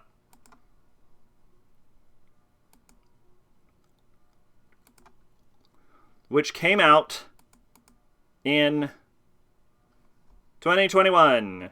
That man looks like a luchador. That is a luchador. Anything's better than the way Gozo adapted the ending of the arc route in Tsukihime. I will say, as someone who's never read the light novel, I didn't have a problem with it. I mean, it was clearly rushed and censored, but I didn't have a problem with it. Mao Mao no Hitori Goto 2nd season. This is a mini anime for Kusuriya no Hitogori 2nd season, released on YouTube. So basically these are YouTube shorts about Apothecary Diaries. Hao Feng Yao Yuan, The Ravages of Time, which is a sequel to the same thing that came out in 2023, so I don't need to read it. Yes! This is the best part about the Chinese stuff, is there's no synopsises, and I've read them all. Alright, this is Xiaonian Gezing Zua Ran Tiangqi Pian. And it's the 4th season of Xiaonian Gezing. So, that's pretty baller. Like that, like seeing that happen. Which of course came out originally back in 2018. Yep. So we're good. We're done. We don't have to read this. Okay, fine. Moving on to Cheng-Gezing. Cheng-Gezing. This is a really good promotional image. But then you look over here at the PV and it looks like shitty 3D. Shortly after astrology predicts destruction to befall the Tang dynasty, a coup d'etat led by the Crown Prince Li's own brother kills him and his wife and his sons. Li's daughter's Princess Yongning manages to escape, but is soon declared dead alongside her family. Full of wrath, the princess swears revenge against them as she takes the identity of a young man, Li Chengge. That's got to be a popular name or something. And moves to Xiao province to advance her goals. Li Chengge uses her wits to gain the trust of Xiao Emperor and swiftly climbs the military ranks as a brilliant strategist. Captivatingly drawn Song of the Long Marches portrays the feisty girl's adolescent journey toward countless unknown adventures, faithful comradeship, as well as a very formidable enmity waiting her along the way. This sounds very similar to Mulan. Very Mulan adjacent. Anything... Oh, no, I just read that. This is... Bon vampire mini anime. I'm assuming it's a mini anime for the Vampire Cock Block Boys Love show. This is Jing Cheng Bian 6th season. This is the 6th season of Jing Cheng Bian,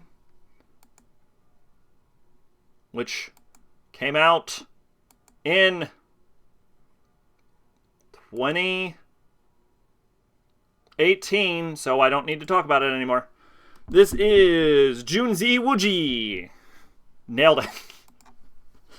Everything is fine with the Emperor. The down-and-out fairy Yaoji, who traveled through time and space. The young Liu Ling, who needed to see himself, found the magic stone. The two reached a cooperation and found the concubines with special skills to teach them. Liu Ling successfully started his journey to the East Palace. As they spent time together day and night, he suddenly found that he had different feelings for Yaoji. You know, I like that my anime list gatekeeps against fucking American shows. I really wish they would gatekeep against fucking Chinese and Korean shows. These have no reason to be on my anime list. King Shi Hong, Jiao Do, Ba, Shi Wu, Shi Ji. Beanie's Daily Food City. Have you ever wondered where uneaten food goes? Wasted food actually goes to a world that belongs only to food, which is simply called the Food City. Food is cleaned, disinfected, and repaired here, and then returns to the human world to go to work and repair in human bowels. Red bean... Wow, that is a terrible lesson to teach children, actually. That, encourages food waste. Red bean is just red bean that is not eaten day after day, but one day an accident occurs. While red bean was working diligently, a human dinner suddenly got food poisoning, and red bean became the object of suspicion by the Food Inspection Bureau. These are on Mal. Bring on the class of 9 shorts. Mao Xing Dofeng. Mao Xing Dofeng, Cat God. Well, Tianming Da Zuzai, the dynasty ruler. Since ancient times, Dahei Shenzhou has been a land where virtue and evil have been at odds. Numerous justice-related sects have banded together to combat the evil 12 irresponsible sects. The Justice Genie sect's low-level supernatural power, Li Wanyan, who possesses ordinary cultivation. God, it's another fucking cultivation series. Jesus fucking Christ. He wants to live a life of peace and quiet, lying flat in the Genie sect and receiving a salary. He unexpectedly learned, however, that he possessed the eternal capacity to instantly resurrect at the point of death or life or death crisis while completing the task to deal with the transfer. More significantly, he can prove his cultivation after each resurrection by receiving incentives in the form of points based on his overall performance at the time of his beheading. To put it another way, Li Wian has to make a valiant sacrifice in a way that inspires and motivates others if he hopes to advance his cultivation. That's a crazy-ass plot line.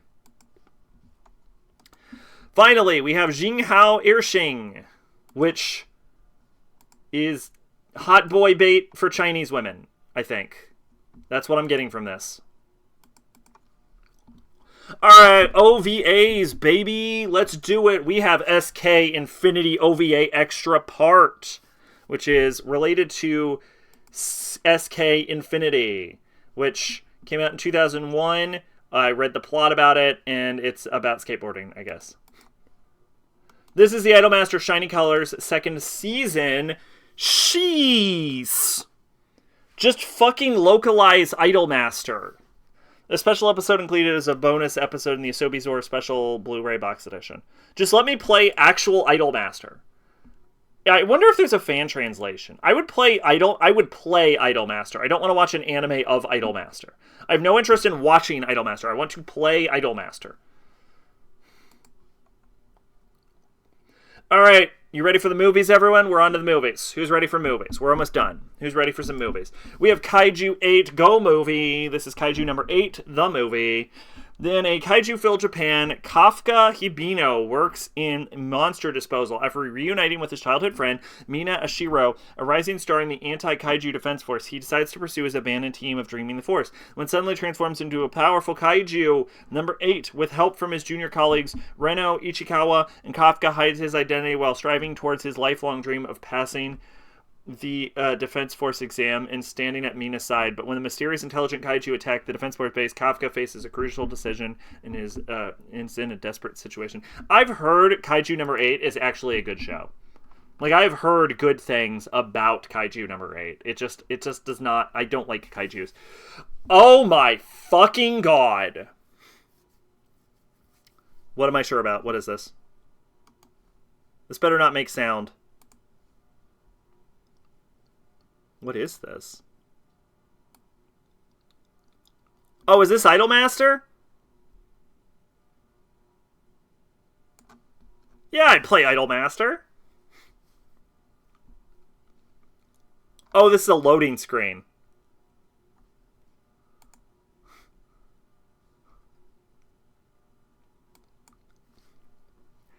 Okay.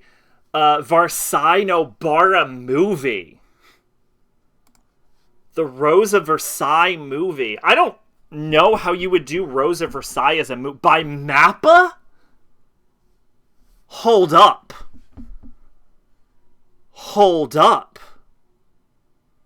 Hold up. Do I think that could work? Do I think that could work?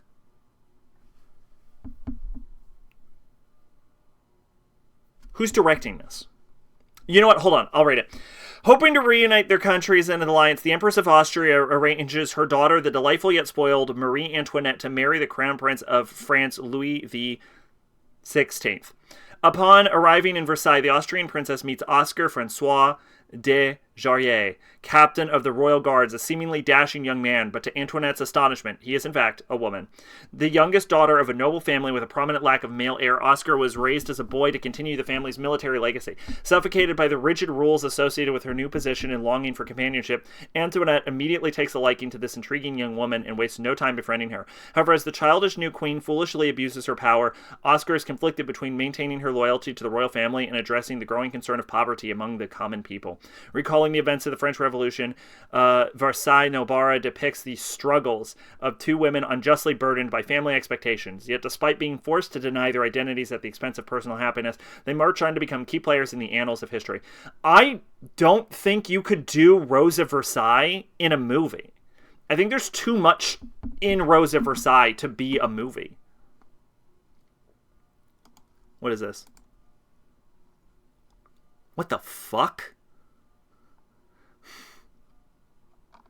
They did a live-action Rose of Versailles. It wasn't good, but the point still... there was a movie, Rose of Versailles, in the 70s. It wasn't good, but the point still stands. Well, I mean, that's part of my thing, is I don't think you could do Hour 53. You would need maybe a 3-hour movie. But 2 hours to do all of Rose of Versailles, I don't see it working. Who's doing this? This is Ai Yoshimura. What has she done? She did Snafu. She did Aono Ride. She did more Snafu. She did more Aono Ride. She did something called Dance with Devils, which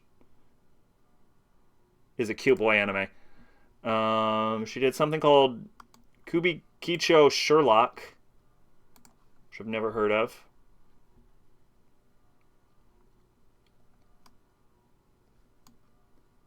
I don't think you could do this.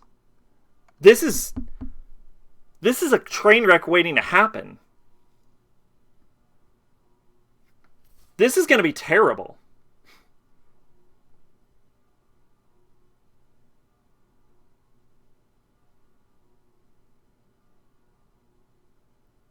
But it would look so pretty. You know it's going to look... It's Mappa, so I'm sure they could do a good job animating it. But, God, it would be so bad. There's no way you could do Rose of Versailles in under 2 hours.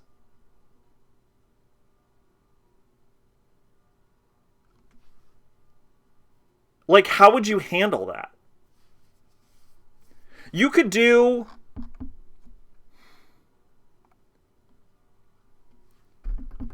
You could do the first half in 2 hours, and then if they make a sequel, you could do it in 4 hours maybe. They could do it in two movies.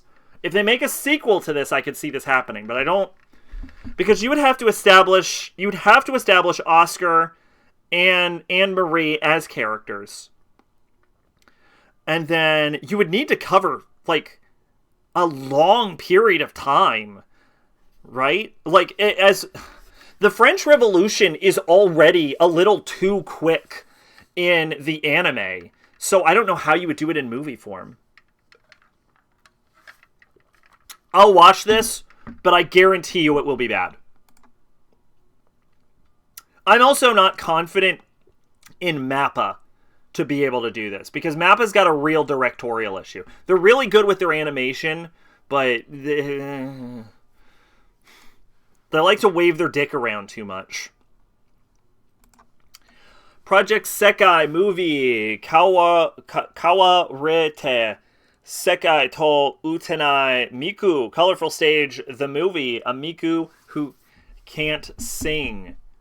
This is a Hitsune Miku movie in 2025? By PA Works? At a CD store, Ichika Hoshino hears a song by Miku that she's never heard before. That's not hard, because anyone can make a Miku song. On the monitor, she sees a Hitsune Miku in a form she's never seen before. That's not hard. And couldn't help say out loud, Miku? Miku is surprised at the voice. Her eyes meet Ichika, but she disappears shortly after. Later, after a live performance on the street, the Miku that Ichika saw before appears on her smartphone. Miku looks sad and downcast, and when Ichika quietly asks Miku about her story, she tells Ichika that there are people whom she wants to deliver her songs, but no matter how much she sings, her songs are not reaching them. Miku, who saw Ichika singing to the hearts of many people at her live performances, thought if she could learn more about Ichika, she can do the same. And it came to Ichika. Ichika smiles at Miku and says, "If it's all right with me." And the new story of Hitsune Miku and the boys and girls begins. Wow, that we bringing back Super Sonico? Is Super Sonico gone, or is she still the mascot? Because really, they just made an anime because she was a mascot. Mononoke movie, Dai ni Sho Hinezumi. My issue with Mononoke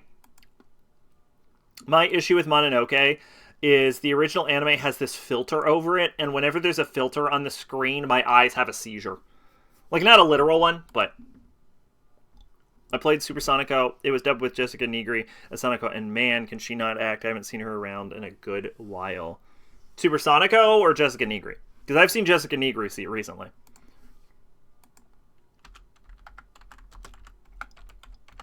She's like the mascot for a headphones manufacturer.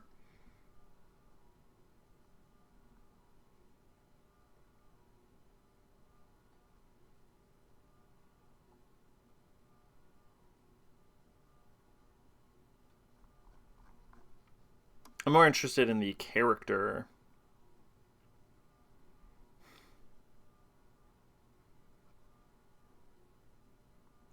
She has an ongoing manga that is still airing, apparently, according to Wikipedia.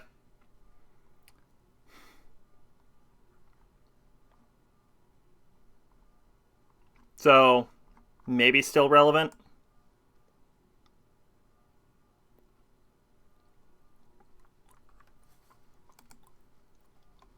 Definitely not, like, big over here anymore, though.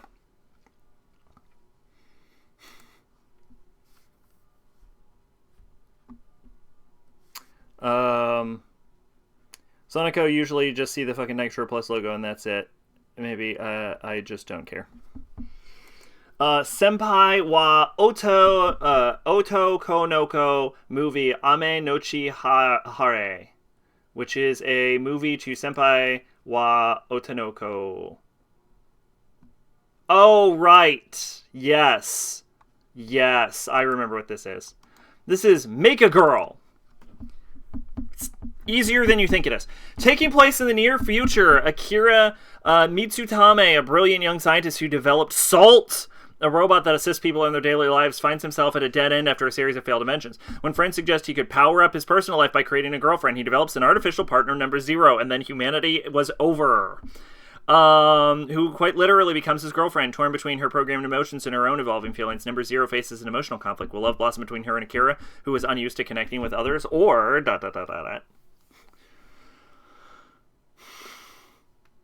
Every geek with a figure case had at least one Sonico and a suggested pose. So weird science.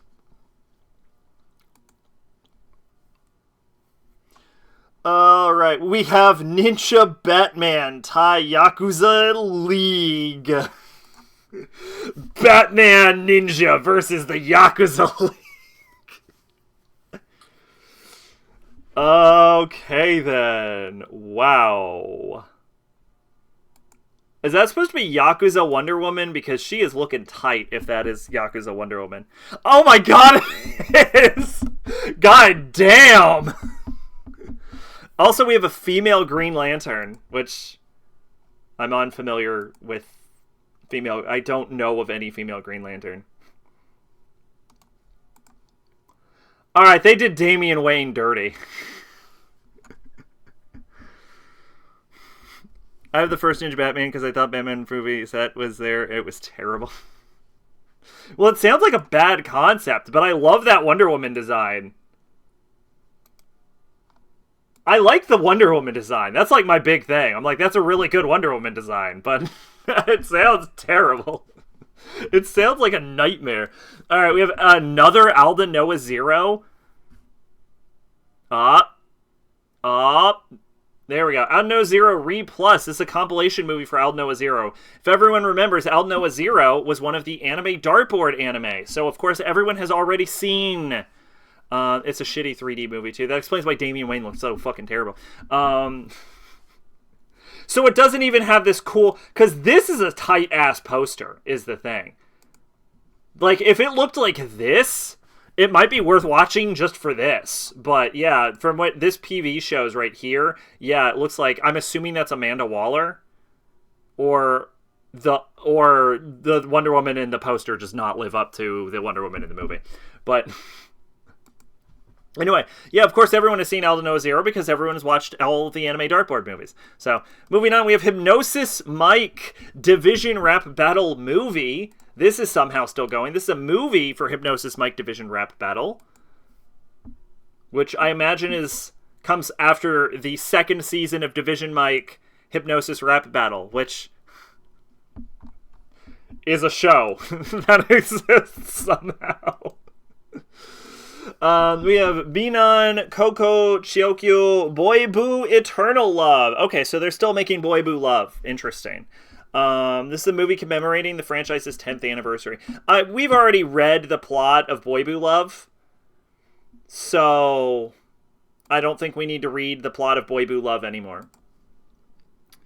Alright, we have Nezha Zimo Tong Nao Hai.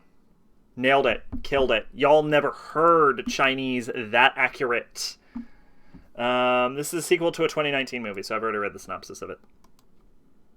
This is Shinren Jinsei no Mokutake. This is a historical entertainment film that depicts the life of Saint Shinren, focusing on his youth. The story is set about 850 years ago in turbulent times from the end of the Heian period to the Kamakura period.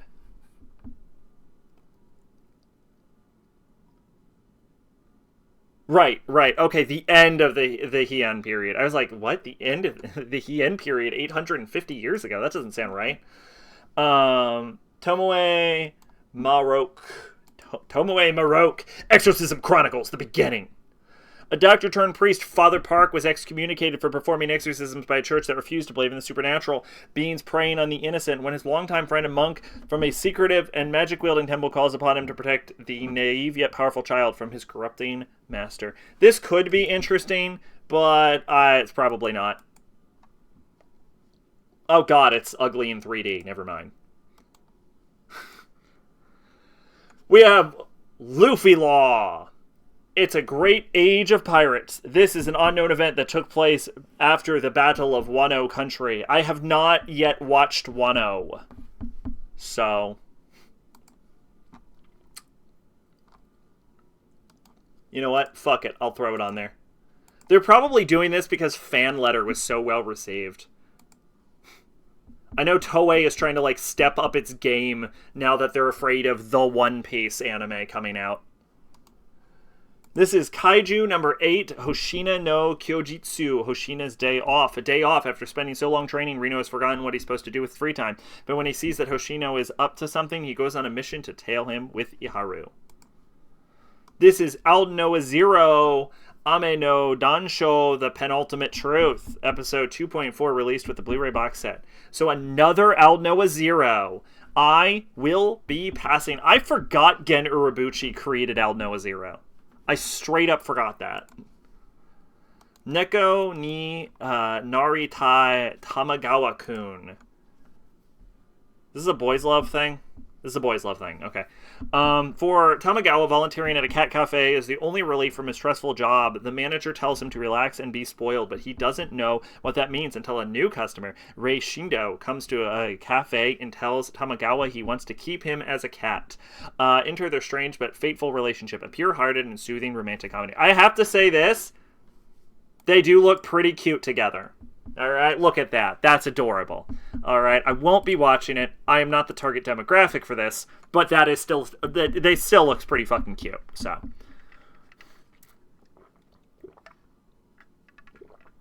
when a new One Piece anime comes out, One Piece will truly become unwatchable. Lex's usual brand of fucked up shit. It's not great. Actually, I would say what they do with the princess in Aldnoah Zero is kind of fucked up. But that's about it. Which, again, Aldnoah Zero, like, man, honestly, now that I think about it, Aldnoah Zero does not help Gen Urobuchi beat the sexism allegations, does it? We're done. That's it. That's winter. How much did we actually add? How much did I add this year? Let's see. We've got 1, 2, maybe 3, maybe 4, maybe 5. 4, 5, 6, 7, 8, 9. I guess I didn't add a fruit scale. That's fine.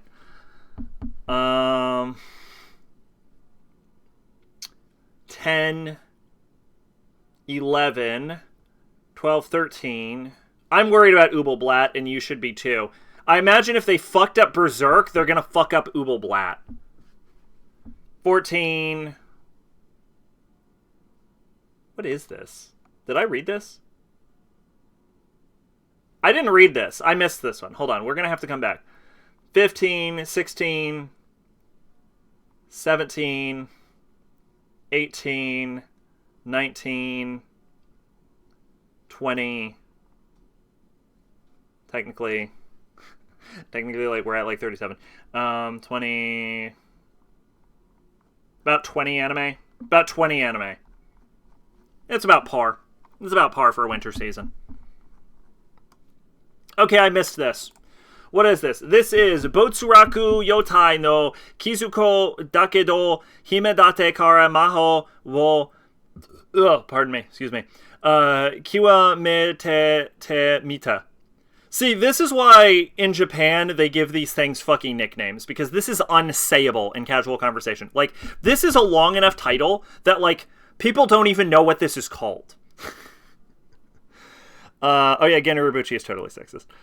You ever read the Fate Zero novel? The anime censored the shit out of Castor and his master. Like, my fucking god, it was even worse than him. Wasn't Castor's Isn't Castor in Fate Zero Giles D. Reyes, who is like a famous pedophile slash murderer? So I'm not surprised. What's a guy to do when his life suddenly changes while innocently enjoying a nice cold drink after work? And I mean really changes. This middle-aged commoner now finds himself in the body of Liam Hamilton, by the young son of a noble house, teetering on the brink of collapse between his fervid, desperate father and his utterly apathetic brothers. The only bright side to his new situation is that Liam can finally try learning magic like he's always wanted. Little does he know, his hobby of choice may be about to turn his life upside down yet again. Will Liam be able to master the craft of magic, and will it be enough to save him from the shadow looming over his family? Okay, this could be kind of fun. This is an idea that could work, and I've never seen it work, but it could work, but I've never seen it work. So I'm on board, because sometimes you have to throw your dick into a blender. This is also done by Studio Marvy Jack, which of course is famous for Spice and Wolf. Huh. I was going to make a joke on how they've never made anything, but they made Spice and Wolf, and they did some non-Natsu no Taizai stuff. Wasn't this the really poorly animated one that everyone hated? Oh no, this is Four Nights of the Apocalypse. They also did something called Onmyoji, which came out in 2023. And they did Koiken Watashi Tachi ya Anime ni Nachita. Koiken Love Research Club member Kaede Wakamiya comments that being an idol must be extremely easy, a comment that irritates idol Nagisa Toyama. At the suggestion of her manager, all female members of Koiken Club are invited to become idol unit with Nagisa. Kaede then realizes that maybe being an idol isn't so easy after all. They go all Texas Chainsaw Massacre and make, like, human furniture. Never seen or read Spice and Wolf, but I've seen the original English cover of Spice and Wolf, and it's the most mid to late 2000s book cover shit I've ever seen. Here's what I'll say about Spice and Wolf.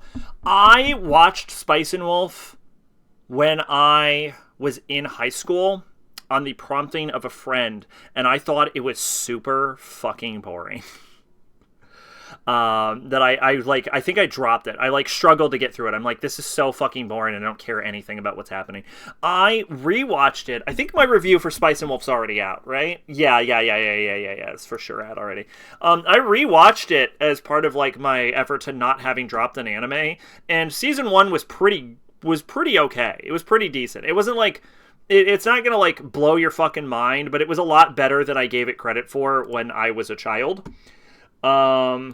But what I will also say is they've remade it. And from what I hear, they went anime original with, part of the ending of it. So the end of, Spice and Wolf kind of got fucked up. And I know there is a new adaptation of Spice and Wolf. There's, a new season 2 of Spice and Wolf that isn't anime original and is, adapting the novels better. So if you were to watch Spice and Wolf, I would say you should probably watch the new version rather than the old one. I don't think this is going to load. It does not, yeah.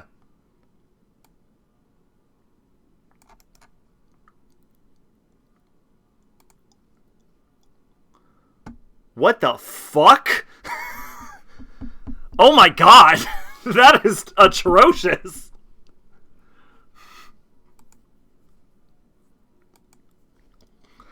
Alright, well now that I'm traumatized,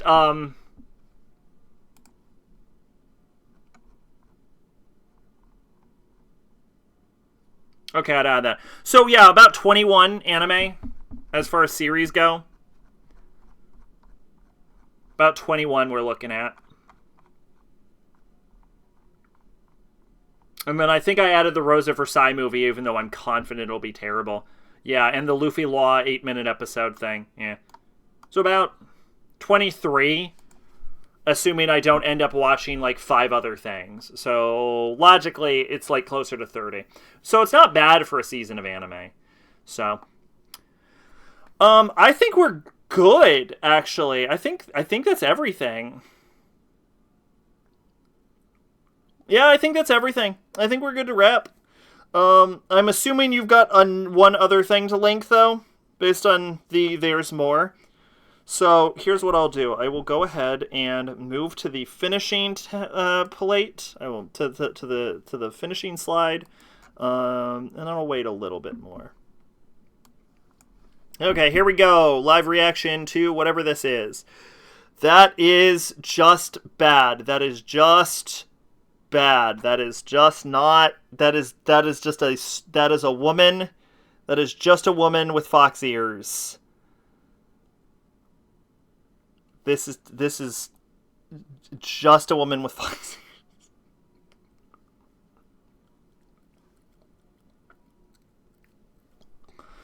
All right, I'll wait for one more. That's okay.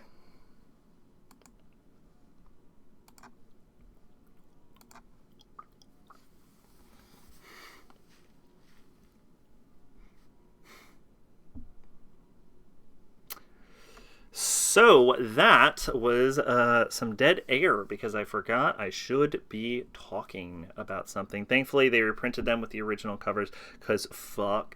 Oh, these were like localized English covers. Yeah, wow. Okay, yeah, they should not do that. Yeah, they're absolutely terrible. So they tried to like make them seem like not light novels is what that sounds like. It seems like they tried to disguise them as not being light novels, which would, I guess, make sense for the early 2000s because there was sort of that, like, anime was not as popular back then. Wouldn't, you know what? I used to say the exact opposite, but we are sort of reaching a point where it would be okay if anime got less popular because it is starting to become a bit of an issue. Okay. You know what? I might as well do this. I might as well fix my tags while I'm waiting for this cover. So, 2025, and copy, and paste, and copy, and paste, and copy, and paste, and copy, and paste. Here we go. All right, what do we got? This is, oh, here's all of them. Okay. Yeah. Wow. Wow, these are bad. These are just bad. It just doesn't work because of the fox ears. I mean, it wouldn't be good without the fox ears, but the fox ears really do detract from it, you know? Because it just does not play well.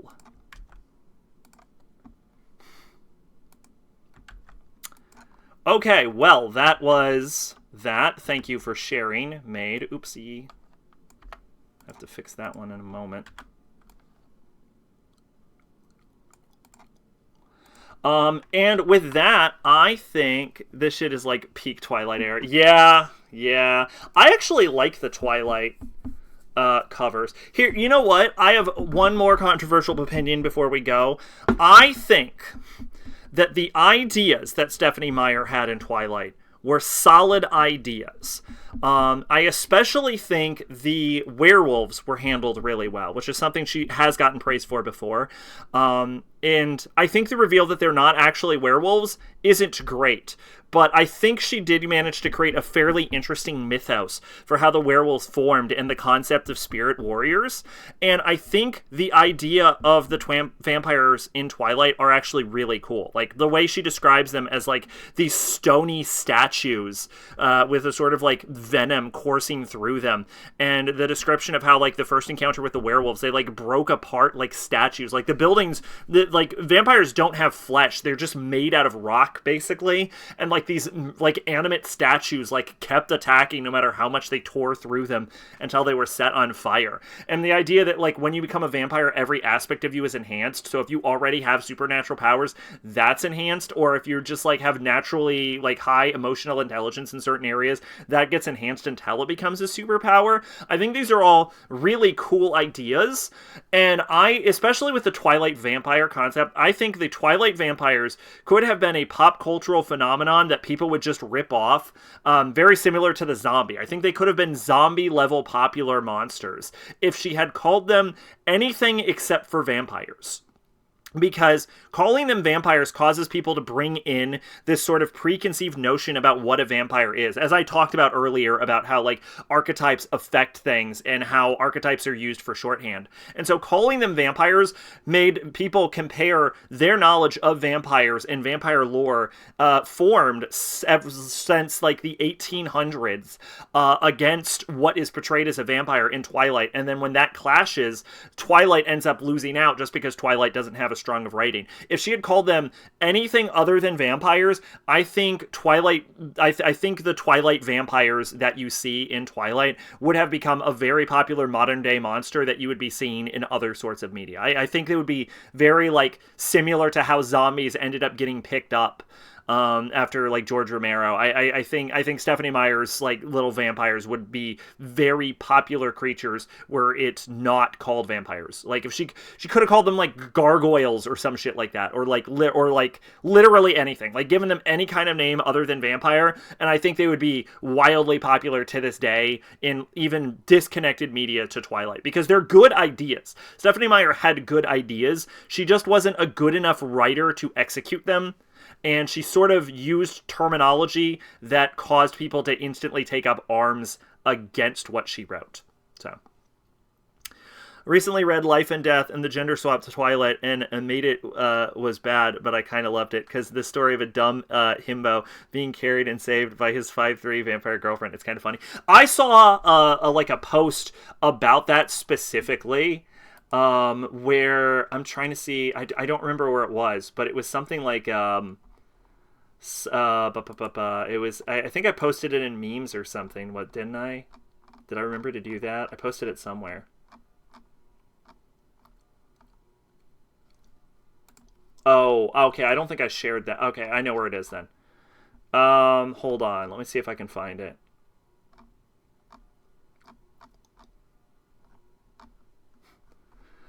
Oh, fuck. Oh, fuck. Okay. I'll see if I can find it, and then I'll post it to YouTube. It's directly related to this conversation. Let's see. Gender swapped Twilight. Here it is. Here it is. Here it is. Okay. This is uploaded from... I don't know who the original poster was. This is from Janie Collects, though.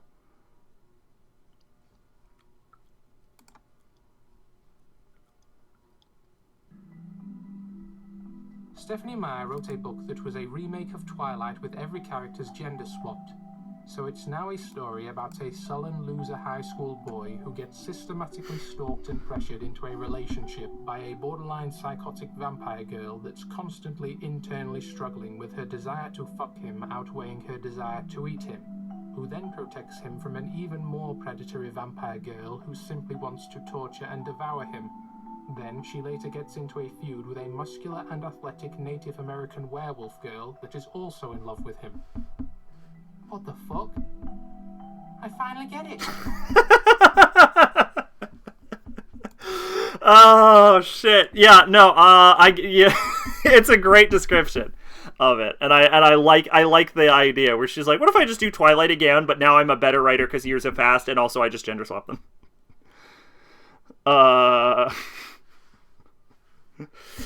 My biggest issue with Twilight is the constant meandering. She goes on and on about stupid shit that has zero relevance. I don't remember that happening, but I also read those books in like high school, so it has been some time. Anyway, I think we're good for tonight. Thanks for stopping by, Kato, Maid. If you stopped by, I don't think anyone else did. But this has been the worst show I make. What I will say is we have to make an episode of SACing MAL Eternal, which is the year... I don't even fucking know anymore. 1997, is it? 1997, 1998? What year do we have to do? 1998, I think? 1998. I'm going to say 1998. SACing MAL Eternal was 1995. I'm pretty sure I did 1996. I was pretty sure 1996 was out. It's 1996 or 1995. I don't know. I guess we'll find out. But anyway, we're going to do one of the 1990s. So until then, I will see you all next time. Oh, and then we're going on to KOTOR 2. I've been Psychobolic, your Envoy of Hope, and this has been SACing MAL. Bye-bye.